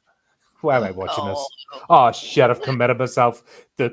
I'm a completionist, so if I've started the review, then I'm going to finish the series, and I'm like, oh, shit. So was it only 6 episodes? 8. 8? 8. That's not even a full season. It was more, honestly, and they still managed to waste time. They wasted time having only 8 episodes to tell a cohesive story, and they fucked about and feelings in corridors, sort of shit, you know. And anyway, it's on the channel. You can all watch me suffer. Yeah. I'm not doing any more. I'm done. I'm not doing. They're talking about season 2, and it might happen. It depends what the numbers are like. Obviously, if it flopped, they've been very secretive about the numbers of the TV show, so I think it flopped. I would say that's a bit of a telling sign, isn't it? Because normally, if it was good, that they shouted from the rooftops about it. Yeah, that's right. Yep. Oh dear. Oh dear. So, moving on. Even if it happens, I'm not watching it. I'm done. Nah, that's give it up. Yeah. Yeah, you don't have to complete everything. We need some proper old-fashioned horror. I know what it is. You want to get the tissue papers out and cry along with me, going, "Oh shit, I wasted my life." Exactly. Oh God. Yeah, God. Oh gosh. But I definitely I put myself in a mindset of I'm going to enjoy this. I'm going to make sure I enjoy it. I'm going to give it a go. I'm going to try, and that's why the first episodes, the first 2, because they were back to back. My first review was positive, but even then, when I sort of glossed over the second episode because I think it was going, you know that bit in the back of your brain. Oh, no. It starts going click, click, click. No, this isn't right, and I was trying to gloss over that. And then I had a week, and then that was it. It's the like, rest. It's like Alien Earth. Colin's been really positive about this. My God, they've not paid him off, have they? And then, like, the review of 3 came along, and it was like, no, he's back to normal.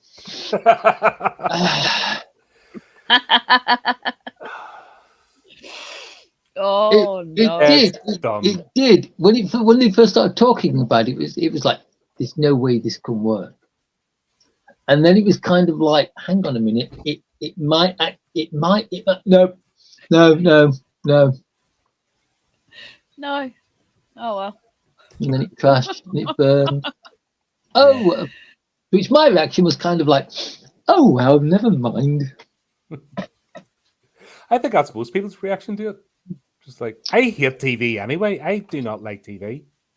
I don't like the style of writing. I don't like the style of storytelling. Yeah.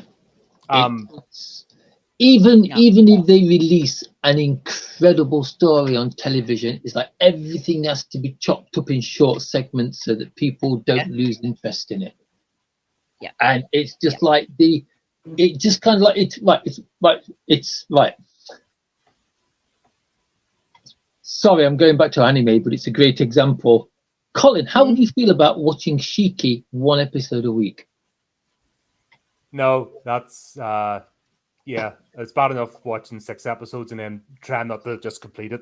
That was it's like if something is chopped up into these nice, like easily digestible little portions, it's so easy to lose the excitement, to lose the hype. Right. Because it's kind of like right then I've watched that was really good, but are you going to see something or do something in like the next 7 days before you see it again that is going to pull your attention away from it? Well, look at this channel.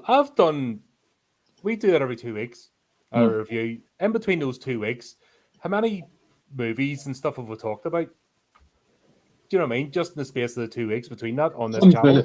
Hundreds, literally hundreds. You know what I mean? There's I think we're at 3,000 videos. I think we're not far off 3,000 videos at this point. Wow. You know, it's just crazy numbers, isn't it? Yeah. That's phenomenal, man. Whoa. That's if every subscriber now watches 2 videos, you'll really bump up our watch time. Yeah. Algorithm. All our 1,000 subscribers that have come on board, watch 2 videos each. That's your homework. Go back to the channel and watch 2 videos each. I'm slowly working my way through every single review. You are not, are you? I'm gonna watch every. I haven't watched any recently, but I am gonna watch every single review that's on that channel. Good luck Yeah, watching 3,000 videos. Have fun. Well, if he Normally at there's lunchtime, only like I'll eat my sandwich. 700 actual reviews, because don't forget, if you cut out the chats, the unboxings, the narrative fiction, and the news The videos, short, of course, the news videos. Yeah. I don't think the shorts count as videos. Yeah, The shorts are something else; they're their own thing. So it's 3,000 odd videos, not meant. The shorts are a separate category. Wow. Okay. It's So ridiculous. there's not 3,000 reviews. No, because you've got interviews as well. As I said, the unboxing videos, the gameplay, all the gaming stuff. Yeah. That's a couple hundred videos. We Yeah, split no, up into each of the that'd segments. You know what I mean? Just if you just think about horrific views by itself, that's what we all do mainly on the channel. You know, in every 2 weeks, that's a thing in its own. But don't forget, we try and do Other it all. things. You know what I mean? Horrific games, like we're playing Workburg at the moment, which is so much fun. I'm gonna miss that game. But it's proper black metal, post-apocalyptic, you know, dark fantasy, just like we eat babies in it, you know, and just don't bat an eyelid. That's the sort of game that it is. Yeah. Oh my goodness. But that's where else would you get it but a horror channel? Yeah, exactly. That's the sort of stuff, you know, that even other role-playing channels won't touch some of the stuff. No. That I'm like, fuck, let's do it here. That's what we're all about. Let's go to the dark places. Have fun. Yep, exactly. So you do anime, you do role-playing games, you know, you do reviews, you do interviews. Oh, Is God. there anything the man doesn't do? Yeah. Is there I'll anything make you are planning on doing or wanting to do? Actually, talking of which, I suppose this would be a good time to make an announcement. As I said, for 2026, one of the plans is to start going to conventions. Oh, yeah. Starting from April 2026, the Horrorific podcast will be at Leeds Horror Fest. And I am shitting myself. I am breaking it. So I've signed up. I have signed up. I'm going to be there in person. And that means I have to get the table ready. I have to get all the product. I have to get the toppy thing for payments. I have to get that all set up. I have to get the backdrops in 6 months' time, all ready to go. And that's the first one. Obviously, I'm going to be looking at other ones, but throughout the year. Wow. And then I have to be like nice to people for a day. It's all right. Like, after getting a few nice people, you can always like. So if you're in Leeds or around about the Leeds area in England, north of England, April. Yeah, you get a chance to say hello. And Congratulations. I'll be the one with things falling down and stuff and trying to figure out how to put up a table for the first time. Because I've never done this before. Oh, just watch what other people are doing, and then you'll learn. Yeah. Oh my God, that's so exciting. Yeah, I bet the bullet, bought a table, booked a table, Yep. and now I've got to figure this all out. No pressure at all. But that's the plan. Get that first one, and then that'll be the start. Yeah. And then It'll either be fine or a learning experience. Yeah, that's it. Just well, it's like starting to publishing. That was a learning experience, and now I've got to the point where it's in all the shops. Check out, folks. There's if you're on the email list, there's emails coming out. And also we're going to be. I've now scheduled posts coming out every day that showcases everything that we do and all our products and stuff that have to offer. So just keep an eye on our social medias. I'm trying to do that a bit more. The promotion. That's something I'm terrible at. I'm not a marketer. No, you're doing it though. You know what you're doing. I'm trying. That's the biggest learning curve. So that's the plan for 2026. Is actually get out there, not just sit in front of the screen, but actually get out there as well. And then I might do the old camera setup, and maybe do a few lives on location and stuff. Yes. Oh no, that'd be cool. Get the lab might get that set up, so I'll see how that goes. Other people do it, so yeah. Definitely. So that's the thing. So of course, coming up closer to the time, I'll be updating everybody, and as more conventions come up, I'll start letting you know where I'm going to be out and about. So if you want to come tell me I'm a dick, then fine. You know where to get my help me. While you're there, buy a book. It's like, and Colin, buy him a pint if you want to. Yeah, buy him a Guinness. Am I in the wrong country? Yeah, so we can get Guinness there. So I stopped drinking years ago. Yeah, no, I don't drink either. Yeah, God. So you can get Guinness in England, but it's not proper Guinness. No, but 0.0 with non-alcoholic ones. I discovered Peroni 0.0. It was actually a nice. I still like beer without alcohol in it. Yeah, with zero. Yeah, without alcohol, it's actually quite nice. Nice for summer because it's got no alcohol in it. Yeah.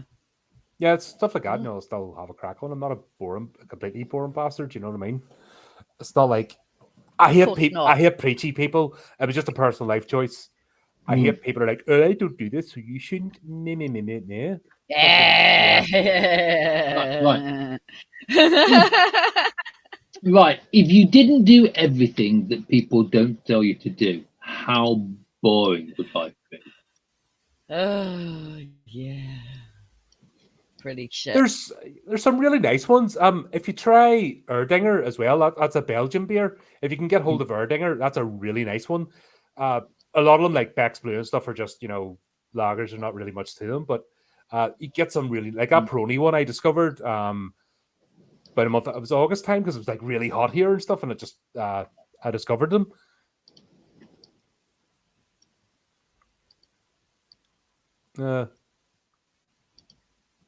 Yeah, that's why I need to get you on the show, Steve. I'm talking about obviously last time I interviewed you was about Halloween and summer, but we need to start talking about that because you were big into all that stuff, and yeah, we need to have a chat sometime.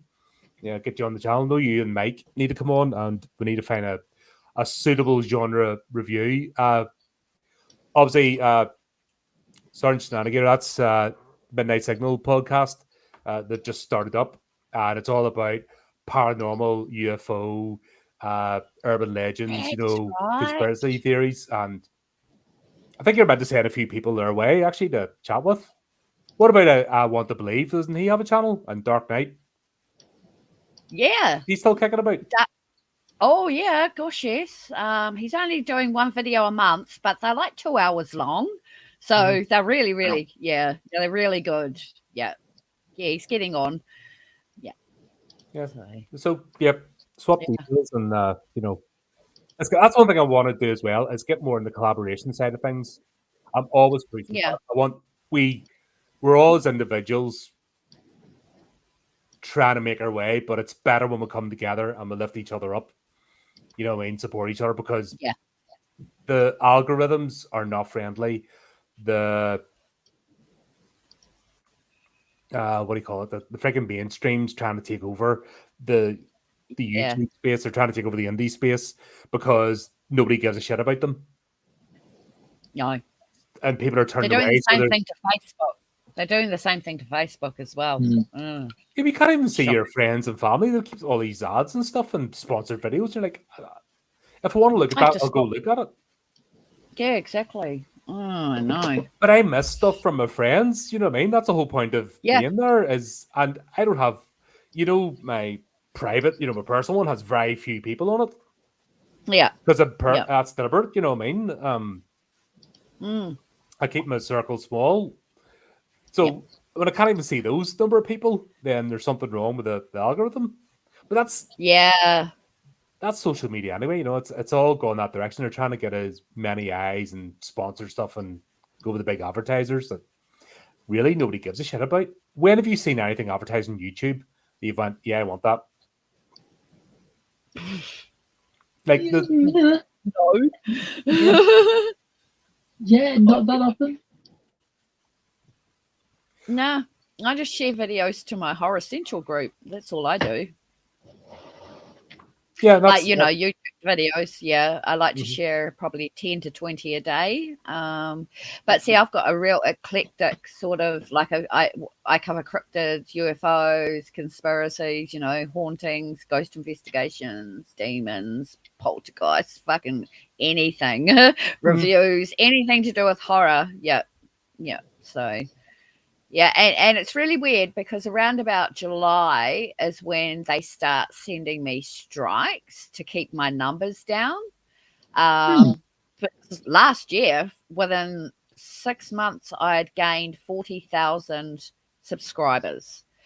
And then I got strikes for having too many members. So they started kicking members off. And I was like, what the hell are you doing? And then I found out they do it to other Facebook groups around July as well. And it's just it's all bots. They run bots. They're not even people. They just run a bot that goes through and then just kicks it. Cybersecurity. It keeps getting me. They this suck. This person's got too many followers and their face doesn't fit. No, basically, with too many followers, they're not going to pay for advertising. Let's get their numbers down. Yeah, I know. It's all a game. Yeah. But that's what I'm saying. There's no point getting upset and angry about it. No. What you do is we stick together and we try and help each other as much as we can. Bring each other up. And the important thing is just keep doing what you're doing and enjoy it. Yeah, exactly. If somebody's flagging, like you guys have done with me when I hit the wall in July, I was ready to throw the head up. You just kept me going. And we're here now. Do you know what I mean? With a couple of publications as well as all the videos and stuff and making a few changes. I was ready to just go, why am I wasting my time? And that's what. No, you're not. No, but you felt like that. Other people have felt like that. And we've all had that. No, you can do it. That's what we do to each other. That's the whole point of, and that's what makes the horror genre different. And yes, it's a broad church. It's a broad church as well. Like there's so much, you can't nail horror down to one thing. This is the entirety of it. You can't. So by doing that and by helping each other, that's how we move forward, and that's how we battle against the system. They don't give a shit. No. Corporate executive A in corporation B is only in that job till they move on to something else. They're just doing what they can. They don't even see it. It's just number crunching and getting returns and percentages. Then they move on. They're not even angry at you. They don't even hate you. It's just you haven't paid me money this month, or you're not a big advertiser, or paying me to push the content, so I'm going to bury you. so that the people that do Yep. pay me get ahead. You know, that's. But if you think back to the day, it was you're not getting on TV. Like, unless you were one of the No. established shows, you weren't setting up your own TV station or what. So it's almost gone back. It's like the Wild West fears of the internet's long gone, you know what I mean? And this is back to how things work. So we're Yeah. back to pirate radio level of broadcasting, if that makes sense. Oh my god, yeah, so true. You know what I mean? If you think about it that way, that's what we're back to doing. And the only way you do that is getting your leaflets out and get your friends to pass leaflets out, and you pass leaflets out for your friends, and blah blah blah. And it goes Yeah. on, you know, underground bands and stuff, you know, and it's that whole thing. It's done digitally now, but the principle's the same. It's true. Never thought of it like that.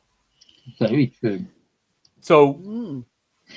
in talking about plan, that's one thing I want to do is start like I know Shay's on there, you know what I mean? I want to get back at his channel again, say hello and have him back on again and rebuild. You know, I haven't ditched people, just this year's been Full absolutely on. crazy. I want to get back on the Infinite Monkey Tales Everybody again. knows. Mhm. That's it. I want to get back on Evil Live again. Adam, you know, we started the game last year and we haven't finished it yet. We need to get back onto that. And it's just one of them things. I've just had to stay focused this year on getting this built. Yeah. And Yeah. now that the hard work, you know, the actual building and stuff, and it's all the setups there, it's just now go and buy the books, folks. That's all you need to do now is just go out and start buying things. Yeah. It's Yeah. you have Please loads do. of places you can Support buy the it from. channel. Go to Barnes and Noble, ask them for a copy. It's on their website. Go to Waterstones, it's on their website. Blackwell's. If you're a retailer, Ingram Spark setup. So if you're a retailer, go there, get things ordered. You know what I mean? It's all there to play for. If you're an independent book retailer, give me a shout, and we can find a way to get stuff on What's the shelves. You know what I name? mean? Yep. Yep. Loads of ways to do it. All But we need that to took do a lot of is- work getting that all, just the admin, getting that all set up. Yeah. Yeah. Shit. And obviously with the, you know, balance between that and the podcast, you know, I don't want this just to become the public, you know, just talking about the publishing. We're still a podcast, you know what I mean? We're still talking about horror in other forms. So Oh, hell yeah. I've seen that happen with people that they start a project and then every podcast becomes an infomercial, and I don't want to do that. So I'm trying to strike that balance as well. Yeah. Because that's not why people came on All of board. it. Yeah, they don't come on to hear an infomercial all the time. They come to hear us talk about various things. These are just on offer too, and when it's appropriate time, we'll do it. Yep. Yep. That's right. Yeah. Are you still there, Flea? Sorry, I'm just eating a biscuit. That's the thing we get. Like, quick. My belly rumbles, so it's like, quick, while everybody's talking, I'm just going to snaffle a few of these. Good on you.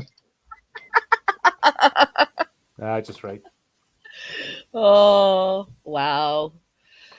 When I was playing games and stuff, I would eat and stream, but then I stopped. Didn't feel the need anymore. Because then you're always doing that. You're switching your microphone off. You're going, switching it back on again. I'm just greedy. That's my problem. I'm trying not to be. God, I've been trying to lose weight over the last 6 months, and honestly, it's a struggle. It's boring. It really is. It's like, oh, eat this healthy food. It tastes just like cardboard. Yeah. But why should I eat that unhealthy food that tastes like cardboard when I can eat this big, fat, juicy hamburger? Go for a walk? What? Really? Well, that's what I do now. I'll go for a walk every day.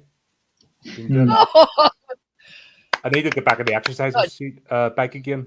That's kind of gathering dust, literally. I had to wipe it today because there's dust on it. Like, oh shit. And the weights, I wiped my weights today because they gathered dust. And I'm like, all right, I suppose I better use these. Oh, God. Yeah, face it though, exercise is good, but you have to be very busy. That's yes. Most of the time, just like I said, I'm at work or I'm sat in front of here. But yeah, it's once again, everything's a balance. If you sit here all the time, you start going squirrely, just sitting in front of the computer screen. Yeah. You need to step away. You need to get out. You need to do stuff. Yep. Shit, yeah. That's part of the reason why I work as well, because that's forcing me to go out and deal with people. Yeah, You know what I mean? that's right. Because it's so Yes. easy to go, I'm not going to do that. No, I've It got stuff is. to do. It's And lock yourself away. far too easy just to shut the doors and close the curtains and just pretend the world outside doesn't exist. No, but not only that, but this thing is an all-encompassing beast that it's never Yeah. satisfied. So like, do I need to do 2 streams a day? Do I need to do 3? Do I need to do 3 videos? And do you remember I was doing all that, and it was just like I said, it all led to last July, me just hitting the wall, going, no more. I Yeah. need to something has to give, or else I'm going to snap. And it's a real thing. Yeah. Yep. I mean, you gotta watch this. It's great to do. It's fun when we're on, and actually doing the talk, but it's all the shit you have to do beforehand to get ready for it. Yeah. It's exhausting, and then you're just trying to, like I said, Oh God, yeah. You've got do everything all day. And then exactly. I'm currently going through updating the thumbnails and stuff. That's just something else in the background, and like that's just a laborious task. Just making them more, from the old style. Yep. To the new style. Yep. And then trying to get the algorithm to pick the videos up again to get them out there, because it's all that's good. It's all part of it, isn't it? Algorithm. Yeah, it is. Bloody algorithm. Yeah, no, I know. No one will be able to work that one out. It's always changing unless you're like. Yeah. No. Oh wow, far out. Oh well, I thought Tony was going to join us, but I don't think he's going to get a chance. That's what sort of hang back. He said he might be able to pop on or not, but nope, doesn't look like it. Oh well. Oh, it's always good having Tony on board as well. He's my movie database. I think I know stuff about movies, and then Tony comes on, and then like I know nothing. Yeah, me too. I'm like, oh my god, jeez, I didn't even know that. Far out. Yeah. My gosh.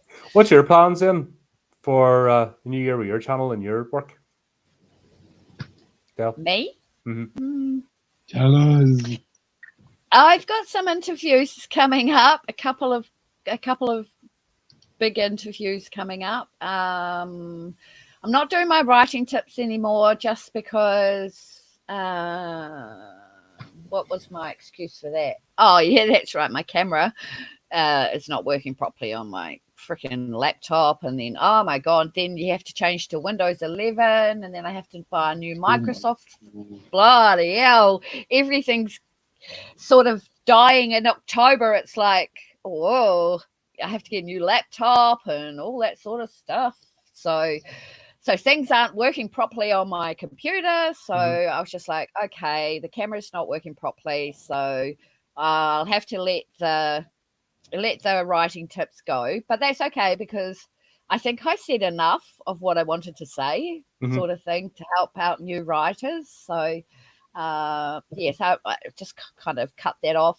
I'm only really doing independent movie reviews at the moment. I don't want to do any mainstream. I love doing the mainstream ones with you. So that's where I get my fix for the mainstreams, is with you. So my indie world is sort of still going on. I've just cottoned on to how incredibly awesome Facebook Live is. In fact, compared to my YouTube channel, the views are phenomenal. I couldn't get over it. But you can't keep them, obviously, but you can download them and then share it to YouTube or something. You can pop them up later. Or if you're using this platform, they automatically save in the background, so you can download them from there. Yeah, this one does. Yeah. But if you do, so I'm kind of just sticking with the indie reviews at the moment, because I mean, there are phenomenal freaking filmmakers out there. I'm going to have Gorilla Metropolitana on in a couple of weeks. I'm going to have Juicy X is coming back on to talk about The Benefactress. Wow. Which is totally polarizing, and it's free to watch on Fairview or something, Fair TV, something like Fearsome TV. So it's free to watch there. So if you want to go have a look at that, that would be amazing. Does he want me to review any of his stuff anymore? Because he kind of fell out with me. Oh no, I don't know. Has if he you forgiven me wanna yet? Probably. I think so. I think he had a worse one than what you did, actually, to be honest. He had a really Genuinely bad one. find it funny. I mean, Some people do. Yeah. I don't think genuinely- you'll find you won't find the benefactress funny at all. Mm-hmm. Put it that way. Yeah, so I've got Juicy X coming on. I was supposed to do another interview with Travis Bruce, and we were going to we were going to interview Mystery Woman, who is another actress in The Benefactress. However, we can't. We've tried so many different platforms now. We've run out of choices. America and New Zealand cannot get their shit together. Like, there's no stream that will work in America with me now. So, Wow. There's since they took Skype away, that's it. There's nothing available for New Zealanders. Have they not put that function in the Teams? Yeah, but see, other people aren't doing it. So if I use Teams, because I could do it right now on my computer, but the other people don't want to use it. So they want to stick with StreamYard. Can't use Streamlabs unless you only have one participant, the host and a participant. So that doesn't work for interviews, especially if we're going to be two people interviewing. So I'm not doing that one anymore, unfortunately. I would have really loved to have met Mystery Woman and got some really good, juicy gossip out of her. So my channel's kind of just... I spend more time on Facebook because I've got, members that I really, really, really want to help, and they, I love my members. Just so it's such a great group. There's no animosity or anything that you usually have in horror groups. There's none of that shit. So that's basically what I'm going to keep focusing on is publicizing my work that's coming up, especially Mistress of Darkness, Stories of the Macabre. Nice. I'm doing that every day now, so I don't know what more can I do. Yep. No, that's it. Just get one thing finished, do the next thing, get the next thing But finished. you did make a really good observation there that I'm sharing a lot more of other people's stuff than I am my own. And I think that comes down to being a bit, I don't know, egotistical, or maybe I don't want to be too proud, or, but at the end of the day, I'm doing myself an injustice because I'm sharing everybody else's stuff and not sharing mine. So I think that's also an important lesson that people need to know when they are writing books and when they've finished it, that you have to market it. You've got your publisher that will market it from their end, but really, if you are the author, you have to do the work. You have to get off your butt and freaking promote it. And I was only doing it once a week, and now I'm doing it every day because it's just like, well, actually, if I want my book to sell, I've got to promote it a lot more than what I've been doing. So I'm trying to get into that space of marketing as well. It's so horrible. I'm trying to... Yeah, but you have to do it. You have to do it, Colin. You have to do it. I'm currently reading through You this. don't do it, no one else will. Yeah. Exactly. I'm trying to get through this. Adam recommended it, and it's gobbledygook. Like, I'm just reading it and it's going... Blah, blah, blah, blah, blah, blah, blah. Oh, no. How do you... Okay, here's one of the questions that it asks. How do you solve somebody's problem? What problem do you solve? How do you solve someone else's problem? You give it to someone else to do. No, That's called delegation, and it's good. I like that. It presents it. Do you have a problem? Buy this and it'll solve it. That's marketing, apparently. Oh my god! Oh, what's hard about that then? It's all geared towards. Wow. That's the problem. Easy. This is geared towards products, as in. Does your sink clog? Yes, buy this thing that pokes down it. It won't clog anymore. Are you sick of buying expensive chemicals to do this? Buy this and this will fix it. That's the way it comes on. I'm trying to translate that into entertaining. Yeah, but translate it to the normie products speech. that we do. Yeah. Right. Interesting. Yeah, it's so. For example, if you're sick of clickbait and sick of watching pointless short form content, then come here because we do in-depth discussions. You know, that's a problem. Apparently, it Exactly. gets solved. So even the way I word the episodes now, that's what I've kind of been doing. Oh, That's weird. It God. feels weird to do. It just doesn't feel natural. No, I don't. no. I don't like adverts. I hate adverts. I don't like advertising language, and it's just anathema to me. So it's strange Yep. to get into that space of doing it. But Yes, can't. yes. The worst thing to do is nothing. Damn right. That's the thing. The worst thing to do is nothing. Is sit back and Because be nothing will work. complacent. Yeah. Yep. Nothing happens. If you sit down on your lapels and do absolutely jack shit, nothing happens. Nothing changes. Nothing gets better. Yep. Yep. At least you know you've tried. That's what it's all down to, and that's what I'd say to anybody starting this out as well. I'd rather try something and fail Yep. than just sit down and do nothing and not try. Yeah, that's right. Yep. Anyway, talking of trying, if you fancy doing something, from the 1st of October, submissions will be opening for Horrific Tales Volume 4. Eldritch Terror.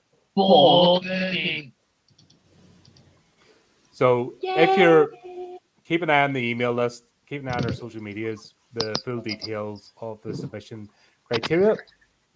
If you are not familiar, Eldritch Terror or Eldritch horror talking is also known as Lovecraftian horror.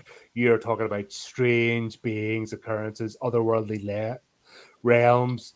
You're talking Cthulhu. You're talking mysteries from the deep. It's a whole category. You know, cosmic horror. You know, it's all into that. So tentacles are always good. Tentacles are always welcome. Yes. And even better, we've already got our first story. Even before Have this you? happened. Yeah. Oh, right. So what happened was somebody submitted for Volume 3, and yes, it was a serial killer story, but it was also fitted into this. So I had to. I'm like, damn it, I've got a strange one for you.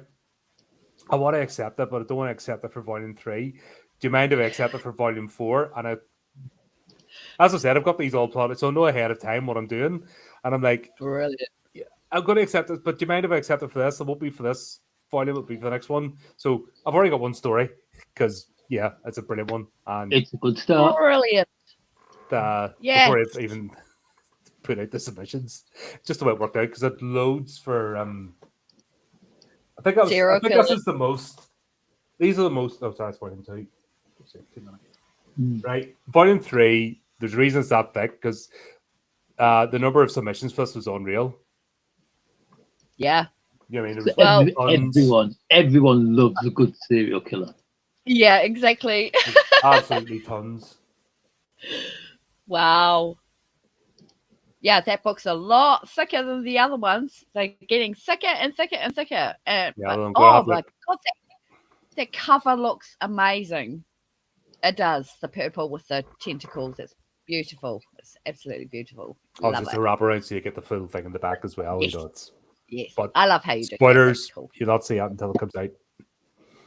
No. No. But yeah. Got to start writing now. That's going to be coming out. I'm going to have the submissions open from 1st of October to mid-November. Brilliant. Good timing. I want to give myself a week to get it out beginning of December. So what are we looking at? Probably the 23rd of November or something like that. So yeah, penultimate week in November to give me a week and go through everything and then aim to have it out beginning of December. Just in time for wow. And then that'll finish off 2025. Yes, yes.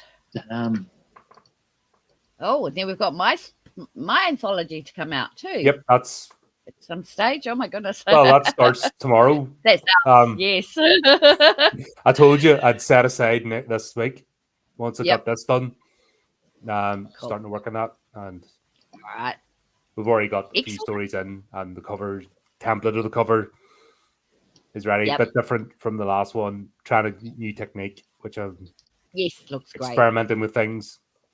Yep. I think the problem Excellent. is this almost fell together. I can't describe how the I components know. came together right, and I want to do this again, but also make it different. And then now they've got the bar. I want to raise the bar, so you're looking at it thinking, it's not as good as this one. No, gotta fix it. Oh no, each But- will be completely different. Yeah. So you know what you're doing. You know what you're doing. Every book is a step up.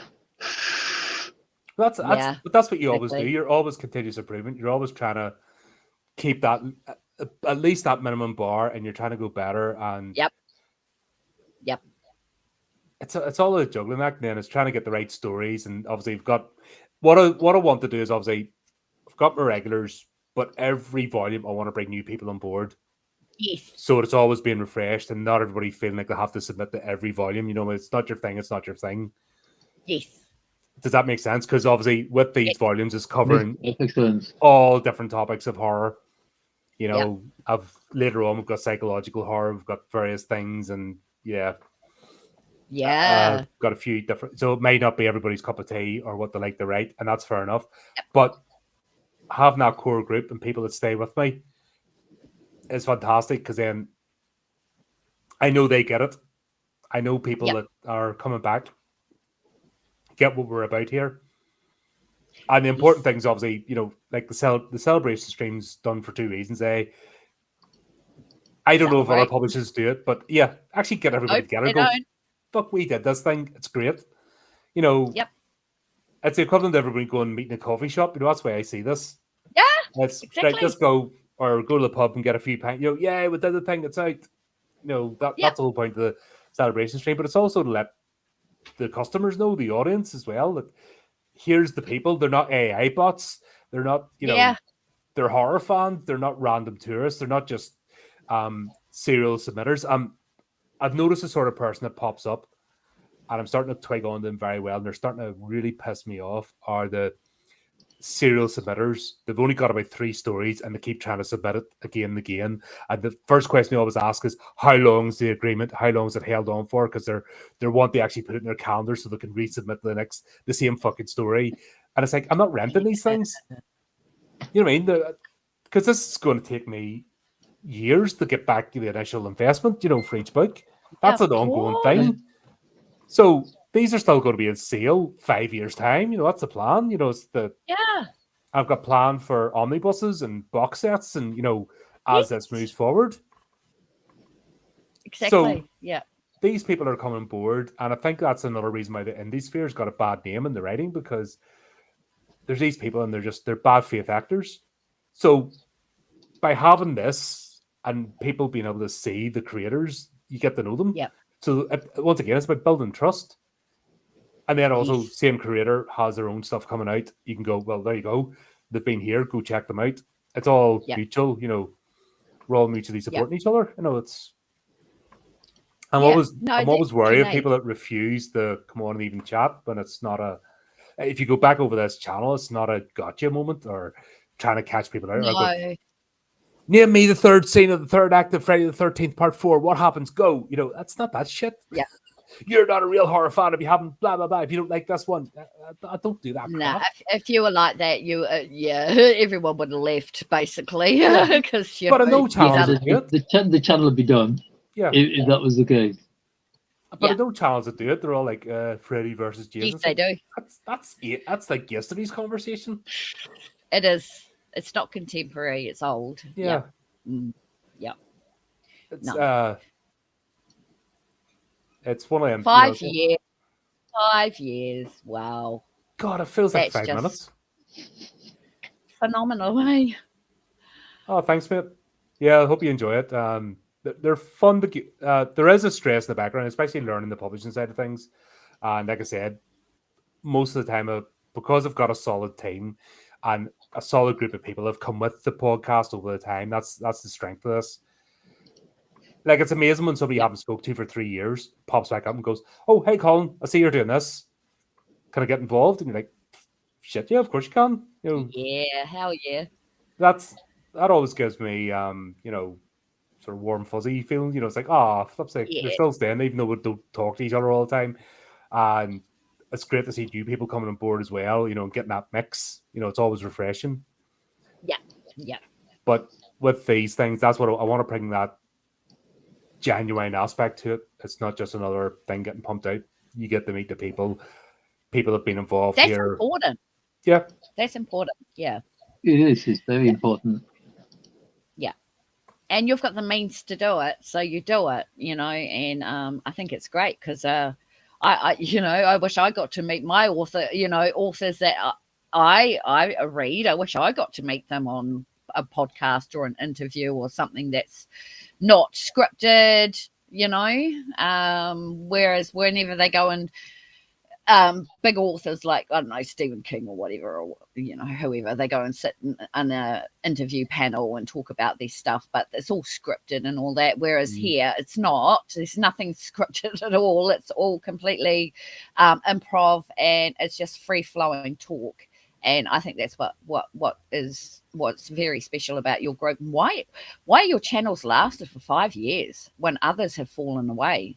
I know there are 2 reviewers at the moment that are giving up at the moment until next year, because I think I have seen that so many times with reviewers that I'm on a break, I'm away. Always on a break. Yeah. That's a bit weird, but I suppose that's the nature of the beast. If you're not getting paid, it sort of feels like, why? And then if you can't handle that, then you go away and you leave it to the people that can handle. We don't need, donations and all of that sort of stuff. And please, please, please donate now in the chat and all that sort of stuff. You don't have any of that going on, which is really good. That's and even if it did, I wouldn't want to be. That's. Well, you don't. I like having the chat. I like having the chat involved in the conversation, but I don't want the chat taking over the conversation. It's us. We are the ones here having the chat, and that's what people are on. It's great, like I said, bringing up the comments and stuff. If you want to support the channel, then we've got the books are the big thing. Please, and more so it's once again, it's down to the algorithms. If people are continually buying the books, it stays in the charts. It stays. It gets recommended. If you go to your bookstore, it's great. If you buy a piece of merch, that's great. You're also advertising because you're out there wearing something with the brand on it. Watch the videos. That's a free thing. Even if you're in the background on your phone while you're doing stuff, it's still, it's great. It's getting watched. I do that sometimes because I'll go and sit down and I'll watch, and I know I've got to spare 2 hours or something to watch this review or whatever, and then I'll be like halfway through and I have to go and do something, so I'll leave it going because it's like, well, and then I know I can go back and watch it again. But even if you do that, that's helping the channel out, so. Yeah, not saying just to go and watch it and put it on mute and then just let it run through, but no, but just if you're watching in the background, while you're doing stuff, like if you're ironing or washing up or whatever, like I bring folding clothes. Yep, exactly. That's my little setup. So if I'm out in the kitchen or doing something, I'm going about, I play a podcast. That's right. Yep. Stuff. And it's free to subscribe and it's free to like. So it doesn't cost a thing. No. Turning up in the chat's amazing. Like if you're here in the chat and join in. One thing I would ask is if it's a movie review, if you can watch the movie before coming on the chat, then you can join in the conversation because a lot of people turn up but they haven't seen what we're talking about. Yes. That's why my sister's not coming on anymore because she's not watching any freaking horrors that we watch. She doesn't like them. So. Yeah, but still come on and say hello. But yeah, exactly. But it's cool if, like I said, people have actually watched the thing that we're talking about, and then they're adding their thoughts too. It just adds the whole thing, and it does. It's you're not screaming into the void. You've got direction. That's the difference between doing this and just being like on a TV show, for example, because you're just going read from script, blah blah blah blah blah blah blah blah. Yes. You know, who the fuck? Unless you're brain dead, who wants to do that? Yeah, no, I don't even know if I could do that. I couldn't keep to a script. I'm too chaotic to keep to a script. I really am. Yeah. Yeah, I'm with I may not say much at times, but I can't do scripts. No, I've tried and I don't like it. No. I just don't enjoy doing it. No. Like even when I'm doing the recorded reviews now, like I've still got the bullet points, but I don't read from a script. I just don't get it. It's not me. Yeah. Oh. Oh dear. Oh, thanks, mate. Glad you enjoyed it because it's great. That, like I said, even just having one person pop up and watch the episode, like at least to know somebody's enjoying it. That's what it's all about. It's not the only thing. Like our reason for being here is because we enjoy talking. I mean, we enjoy talking about the subjects. We love exploring different things, and like I said, each one of us we all have different style of banter between each other and different things going on. That's what makes it fun. Yes, absolutely. Huh. Arietta, hello, welcome. Nice to meet you. Thanks for coming on. Hi. Oh, right. Luna from Delight and Fright. We were talking about you earlier on, how we're trying to do it once a month. Obviously, 1 month you come over here, I go over there the next month, and I go over to your channel and do the grumpy old man thing. It's hilarious. Oh my gosh. When you need the grumpy old man to go, it was terrible. Back in my day, movies were better. That's what I go over their channel. Colin Grumpy old man? No. No, can't see it. No. Ooh. Everybody's grumpy after the age of 40. Yeah. Yeah. So. Nah, it's all fun. That's the thing. It could be just if you watch a terrible movie. That's one thing about. There's one thing watching a terrible movie, but there's another thing when you're actually watching it to rip it to pieces on stream afterwards. It actually makes the experience enjoyable. Oh yeah. Yeah. Not that there's many of them that we've watched that are very, very, very bad, but when they are, they're bad. Midsummer, that was a hilarious review. I've still got people going on about how bad that film is. Oh, and I'm still like, oh, I loved it. That was just, that was something else. But just ripping it apart and just laughing while you're doing it, that's half the fun. Oh God, yeah, absolutely.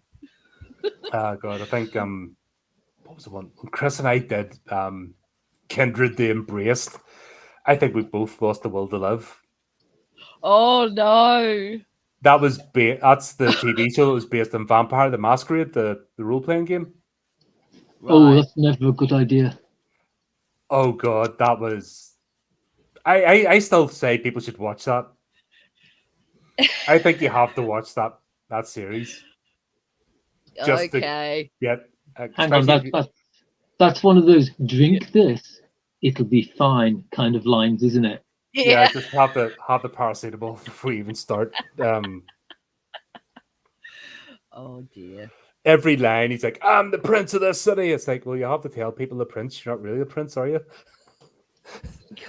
You're not understanding the subject matter. Does the prince know that he's the prince? He'll get into trouble if he doesn't. No, he keeps having to remind himself every episode. Oh God. Oh, thanks for turning up. Just by that, wow, it sounds so good. Oh, it was special. Yeah. Ooh. Yeah, it was special. Special. Well, we're going to split it up, and I was like, no, I can't do 2 streams of this. We'll have to just do it all, and just do it and forget about it. Get the pain over with as quickly as possible. Yeah, that was it. I was like, no, we'll just do it. Just watch them all, get it done. I'm not doing 2 streams of this shit. I can't. Yeah, no. Life's too short to watch more than one. No, but not even that. They're just talking about it more than once. Was the thing. Yeah, that was special. That was last year. Dear. Yeah, that was definitely a thing. So we've tried to cheer ourselves up ever since. doing funny stuff. Oh, But yeah, that's good. That's what I mean. That's the whole point of doing this is just looking back at older things as well. When you think through the nostalgia lens, oh, that was great. That was my formative youth. Oh, that was fantastic. And then you rewatch it and you're like, oh my god, What is like this? I'm finishing off the Hammer horror series at the moment, and whoa, the 70s are not a good time. The mighty fell, and they fell very hard. Oh god, that was just you'd see the change. Like I think the peak Hammer was the 50s, early 60s. Yeah, because like And then- they made their name, lost it, and then they tried to regain it again, and nothing worked. Nothing they put out was any good. Yeah, Oh, so well. it's good as well from a reviewer's perspective to go back over things that you're not just relying on nostalgia and you look at things critically. So even if something meant something to you back in the day, Yes. it's cool when it does hold up. Like God, what are we doing at the moment? The Wishmaster series, the first two were still amazing, fun movies. Critters is just dumb fun, it's just a laugh. So it's good to revisit those. They still do what they say in the tin. But other stuff, Yeah. like, oh god, we're revisiting Ash versus Evil Dead. Oh my god, I still love that series. I still laugh. Still belly laughs, proper side splitting, loving it, and I've watched that I don't know how many times at this point. So when you know something's good and you know something's put together well, you appreciate it. Hell yeah. Then when you know how something good is or what something good is, God, I can certainly brain starting to shut down. Whether it's dated or not, or That's it. What's the old saying? What about? No, it's something along the lines of quality is timeless, but I can't remember it. So I'll just use that. Quality is timeless. Yes, it is. Yeah, that's it. Right. It's a You can a tell. story. A story can be made in 1950. Nosferatu, for example, the original, 1921. That movie still holds up. Yeah, what? Yeah, what does? That movie, when Cameron and I covered it for the 100th anniversary, that movie is still amazing. Wow. That's a brilliant piece of cinema, and that's black and white silent movie. Yeah, still the haven't watched original- it. Oh, you have to. No, I know I'm one of them. Right, that's your goal. Before the end of this year, you must watch Nosferatu. Oh yeah, plus the remake. I think there's a remake that's just Oh, the come Robert out. Eggers one. Yeah, that was decent. Yeah. Yeah. Yeah, so I I've got to just watch hope- those two. I just hope he's not going to be doing like he's doing Werewolf next year. Yeah. I just hope he's not going to be stuck on remakes because he's one of the last visionary storytellers that we'll have in the sort of mainstream. Well, unfortunately, if he wants money, he has to stick to Yeah, they're pushing him. the trend. I just hope they don't ruin him by doing that. I know he'll give it his all. That's the type of person he is. But if he's going to get stuck now just doing rehashes, a sad way because, like I said, he's one of the last visual storytellers we'll have. But no, but that's all they do now. All they're doing is rehashing reboots, sequels, prequels. Oh my goodness gracious me. So The Conjuring 6 has just come out. Freaking Final Destination 6 has just come out. Oh my god. In fairness, they were and good. they're not They were- even new stories though. No, Bloodlines was good. You're not allowed to show originality now. I'll argue that Final Destination Bloodlines was actually one of the best in the franchise. Yep, I've heard that. That Yep, was I actually a good absolutely. movie. Yep. And But see, there's no new just even the storytelling. chance to say goodbye to Tony Todd, that was enough for me. Maybe Right, yeah. that exactly. was maybe that's a lot to do with it, but it was a genuinely think good so. story. Yeah, and it did Yeah. the best job of tying it all together. It actually right. did a good job. I would argue with you over that one. Yeah. Oh no, The because I haven't Conjuring. watched it. I'm looking forward to it. All right, The Conjuring Last Yeah. Rites, just did what it said in the tin. It's It's not for us. It's for to get younger people into the horror genre. That's the purpose of those movies. Oh yeah. And yeah, to be honest, it was a simple story, and I enjoyed it. And yeah, I'm a change in my life watching it. No, am I like getting blown away with the artistry? No, it's just good, solid storytelling, and it's fun, and I enjoy Vera Farmiga and Patrick Wilson's yeah, characters. yeah. I just like their portrayal of those two characters. So Ed and Lorraine, yeah, they're wonderful the actors. Warrens, you both know of what I them. mean? I love them. Yeah. I don't know anything about the real life stuff. I just in this universe, I appreciate them what they do, and yeah, it was a nice what they did actually with that. I enjoyed. So there are examples of they're doing it right. You know, if they did that more often, yes. back to the old, yeah. you know, back to the sequels, continue the story, wrap it up. Yeah. Now I don't know about Final Destination 7, which is coming out next year. Yeah. Is that going to like fall short? Probably. I don't know after Bloodlines if there's much of a story to tell. If they can be any much left after that, yeah. But we'll see. Well, The Conjuring. Filmmakers today, they try and squeeze the last drop of life after any IP they get hold of. Hmm. Do you know, I think I'd rather they just leave some things hanging. Rather than try and finishing everything up. Just leave something hanging. Leave a what if there. Yeah, why not? Exactly. Why not do something different? Yeah, I don't know. Well, there's another example. Beetlejuice. That was terrible. Yeah, that's right. That was awful. I still haven't watched it, but I know. I still haven't watched it for some strange reason. I don't want to watch it. Yeah. You can watch my review instead. Yeah, well, I think did I? I can't remember now. Yeah. Yeah, I reviewed that's it, a good one. You can watch my review instead because it's tiny thing. Only with my memories of the original Beetlejuice.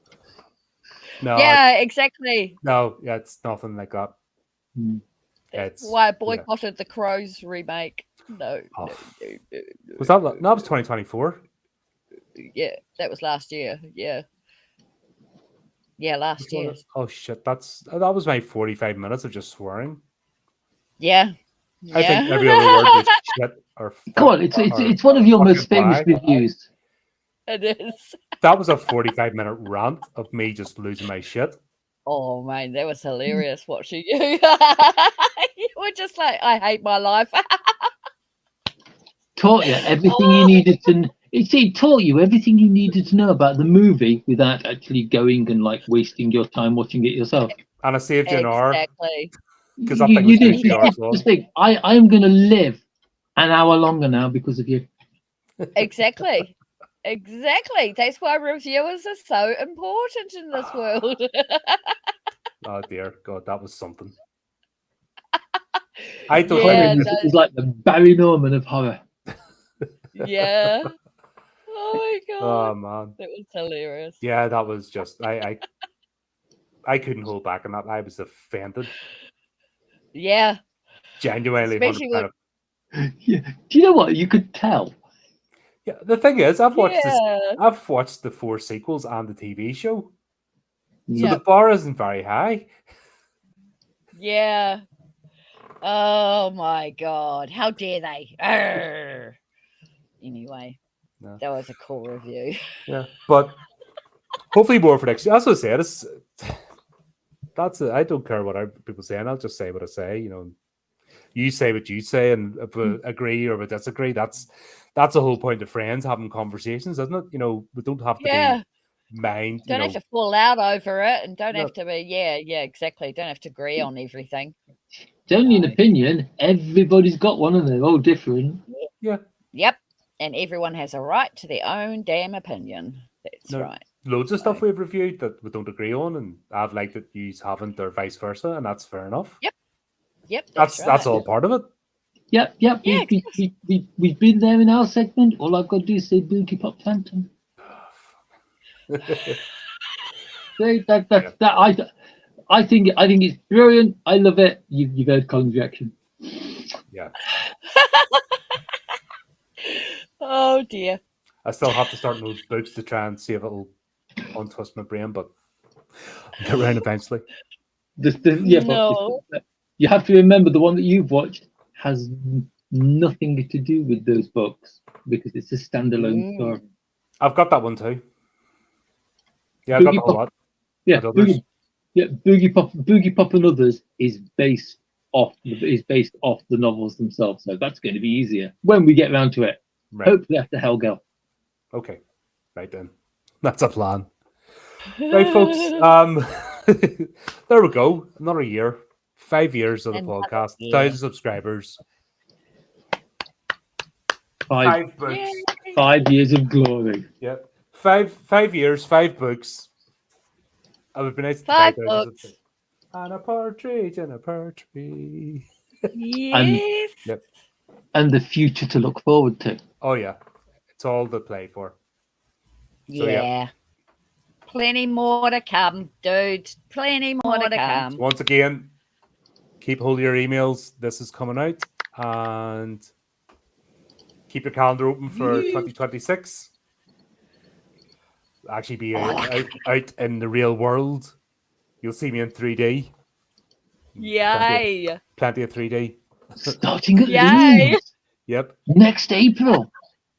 And of course, we'll be carrying on what we do here. There'll be new stuff happening, revisiting old and all that good stuff. So I just want to say, honestly, guys, thanks very much for being part of this. It really means the world. It's just as we're about to we're about to wrap up. Look who joins us. Oh god. Right. Looks like we've got another article. Easy. Hey, Tony. He made it. He can take over from me because I've got to go. I've got an appointment. Oh, blimey. Yeah. Oh, gosh. And I'm probably a couple of minutes late. Oh, flip. Hey, Tony. Good to see you. Yep. Look How at you your guys Facebook. doing? Cool. Yeah, we're... All right. Okay, Dale. Well, take care, Dale. Bye. There we go. Yeah, Flip, we're just getting, you just caught us right at the moment. We were just getting ready to wrap up. Yeah, I got you right at the end. Just wanted to. No, thanks for coming on board, mate. I was just in the middle of just saying thanks everyone for being part of this. Like 5 years, I haven't even seen it come by, and it's great to see folks that have stayed with us come on board. You know, got involved and still got involved, and the fact that we still have new people coming on board, it's fantastic. Cool. Yeah, I just wanted to stop by. No, appreciate you, mate. I also just let people know that I've just done the announcement. Volume 4, the submission's open 1st of October. It's going to be Eldritch Terror. Okay. So, if you think Lovecraftian horror, Hold on. I'm getting double feedback for some reason. Hello? Can you guys hear me? Testing, 1 2 1 2. I can hear you. Yep. There we go. I was getting feedback. Okay, it's better now. I was getting feedback for some reason. I don't know why. Yeah, man. Happy birthday, happy anniversary, happy everything. I don't know. Thanks. It's good to still be here. If that makes sense. Keeping at it. Yes, it does. As we were discussing, last year's been absolute peg in terms of the algorithm and just everything working against us. Yeah, that just happens, man. I mean, you never know, man. Sometimes you get stuff that just goes viral. Other times it just dies, and you can't really. You never know. No, it's not even worth trying to figure it out, because if you're doing that, you're not concentrating on just making stuff. You know, concentrating on your content. So yeah, just make content, spread the word when you can. Yep. Yeah, man, just do the stuff, put it out there, and then it flies. Just got to be consistent. That's one thing I learned. You have to, every morning I get up, I try to work on social media or something like that, just to get stuff out there. Wow, man, you guys are a little harsh on early 70s Hammer. Yeah, just not. I just feel like they're just throwing them out now, and they're not caring. It depends, man. I mean, I thought Monster from Hell was really, really good. I thought Horror Frankenstein was meh. That was kind of just That's what just finished there last week, and I'm like, oh, God. Yeah, Dracula went off the rails, yeah, but Vampire Lovers was really cool, So they had some good stuff. It's just, I